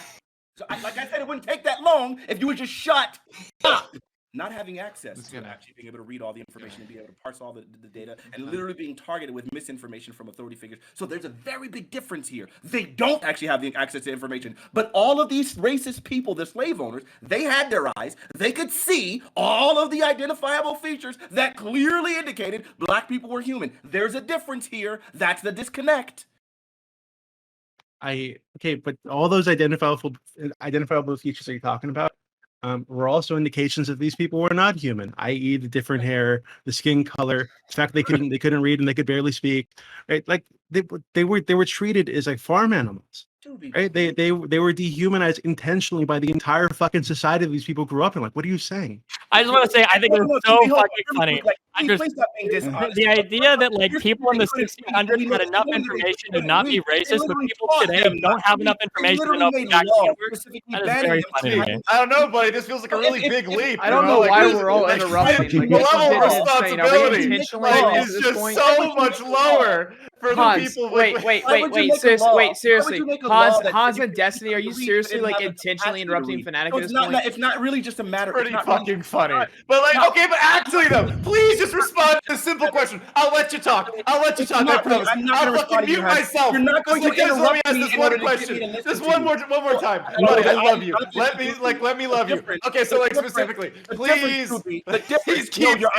There's no amount of pleading. I'm not going to concede here. The difference between these two things, obviously, is we're talking about a capacity, right? And when you recognize that they had all of these laws specifically outlawing teaching them to read. So it wasn't just that they couldn't read, or it wasn't that they were incapable necessarily, or they didn't have the capacity. You literally made it impossible for it to do so. And then now you're literally trying to say, well, because they treated them differently, you're trying to justify that they were treated like animals, therefore they were animals. What I'm saying is they had all of the indicators that clearly demonstrated that they weren't, and decided to treat them like that anyway. Like, you're almost like jumping the gun here. I mean, they also had medical professionals and scientists measuring skulls to say that how they were closer to apes and humans. Like, what do you? Why didn't they just use their ingenuity, dude? To find out that like all the scientists were wrong. Why isn't every person like? I have a better question. Hans is being a fucking troll. Let me ask the real question. Sorry. Can you bring up a dictionary in the year 1600 and see how they define you? Sure. So I could, and I bet you black people would fall underneath it. We could probably look up the etymology of the word of human and find out that black people obviously qualify. And it wasn't like they were treated as subhuman in literally every part of the world. So anyway, my point being, like what you just pointed out, like, and the other thing that you pointed out was a whole bunch of other distinctions, right? Like, oh, well, they had different hair color, they had different skin color, they had all of these other things. But we saw those same things like present in like Hispanics. We saw differences in Asians. We see all of these differences, and despite all these differences, for every other person, they could still see them as human, right? No one else was fighting for, like, no one else had a 3/5 compromise, right? So like the idea is they did know that they were humans, just like they knew everyone else was, pointing out that there were some observable differences that would not be the human characteristic, such as the number of organs, the number of toes, the number of fingers, the teeth, like so on and so forth, the presence of air in the two eyes, and so on and so forth. All of the observable features were very clear. I love of the fact that we could have solved racism 200 years ago just by people like being not racist and like just plus altering harder. Fanatiq. Fanatiq is making a better argument. He's saying they just needed to count the fingers and toes, but maybe the lack of education at the time meant people couldn't get all the way up to 20, and that's why they didn't know black people weren't human. No, okay, but Fanatiq, what if they didn't have access to the feed? Guys, wait, okay, but Fanatiq, again. So if you're saying that they had access to this, right? This was in front of their eyes. They could have seen these people. They could have empathized with them as humans, and they could have known, whatever. Well, okay, sure. But if that's the argument you're making, all these anti-vaxxers have access to the internet. Whether you don't need fucking to devote an entire day to the internet has conflicting Googling information that they're listening to, right? That's the problem. Yeah, while they're on the internet, it's intentionally targeting them with misinformation because the pundits. But now misinformation matters. Not the misinformation they were getting back then. Like, what do you?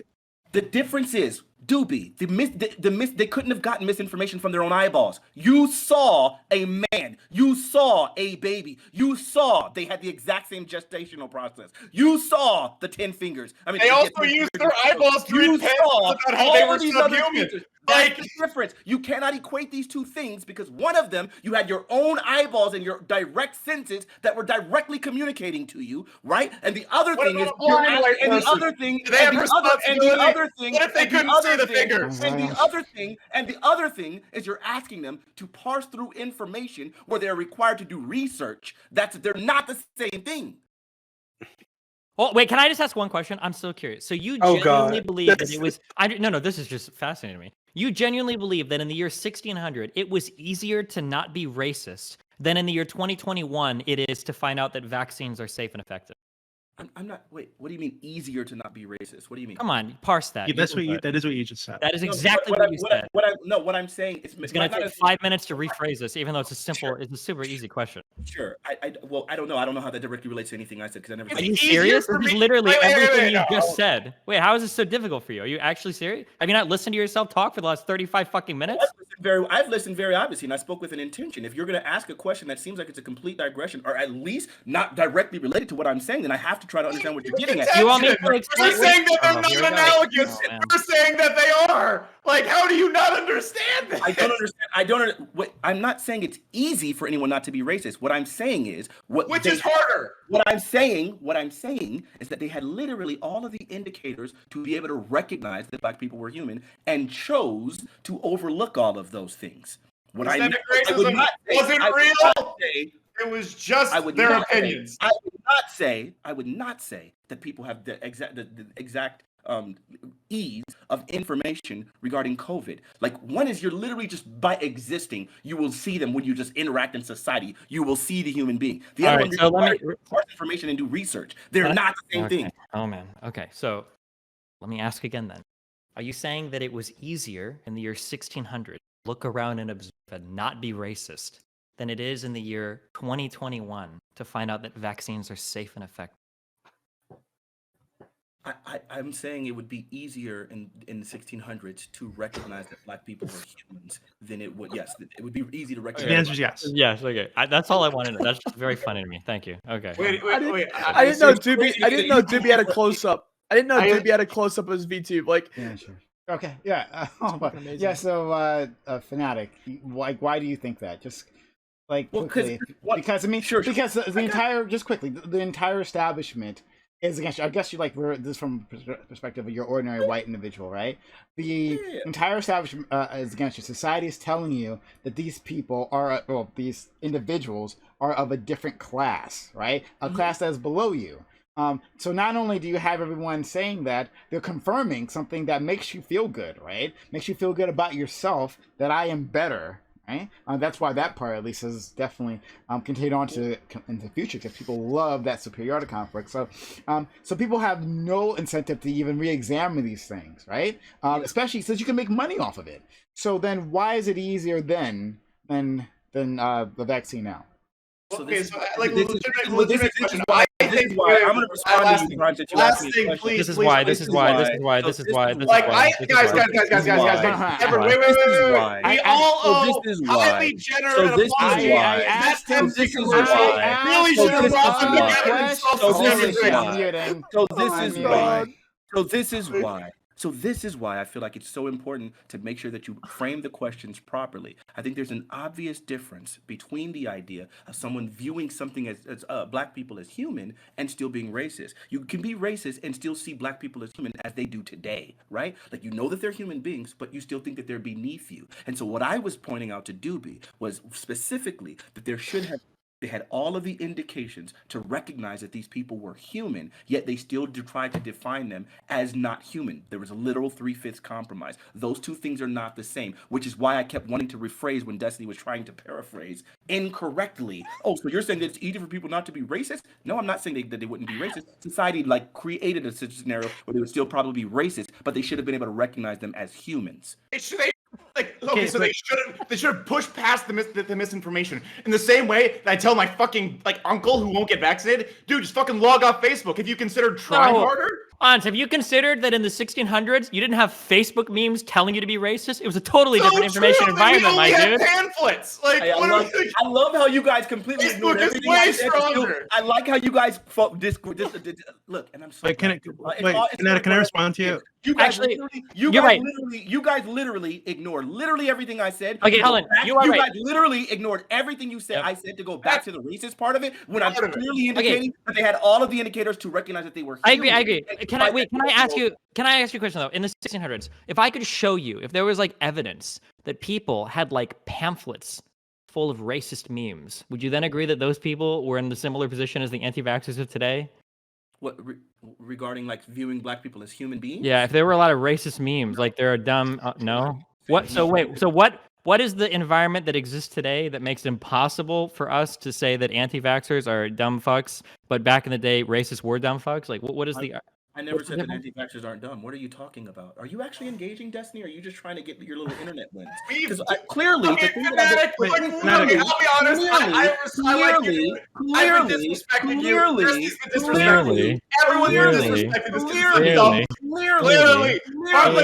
Clearly. Clearly, the thing that I pointed out this entire time was specifically that we're talking about establishing someone as a human. Now, I keep pointing out that you could observe that with your own eyes, right? These are things that we can understand at a very properly basic level. If you're telling me that people can understand the efficacy of vaccines on a properly basic level, and you're equating that, I clearly don't think that you're truly engaging with what I'm saying, or at least not understanding it, even though I'm very articulate and expressing it very obviously. You're confusing articulate with verbose, but okay. I think. Okay, so dictionary definition of those. I just want to make sure. Netta, can I respond to what you actually said? Sure, thank you, Duke. So I can understand your position. If you're saying that the people. Hey, Doobie, back up now. Back up. No. I gotta get close to this. Okay. You're saying that the people at the top, right? The people who wrote the 3/5 compromise, for example, right? They knew that these were human beings. Yeah, I might agree with you. All right. But what I'm talking about is the average Southern teenager working on the farm, poorly educated, growing up in a society where his parents, his grandparents, his preacher, the moms were local sometimes doctor, slaves, the guy down the street, everybody is saying, hey, yeah, these look like human. Maybe they might kind of look like you, but these are subhuman. These are animals. If you read publications from the time, they call them beasts, they call them gorillas, they call them feral, they call them all kinds of crazy fucking shit, right? So this person surrounded by this stuff from birth, growing up in the society, I really don't understand how you could say it would be easier for them to But see Doobie, what that. about the women that were banging slaves? They understood that they were human. Yo, there's places Oh in my South God. Africa that bang donkeys. That's not a good. That's not a good. Not okay. That's true.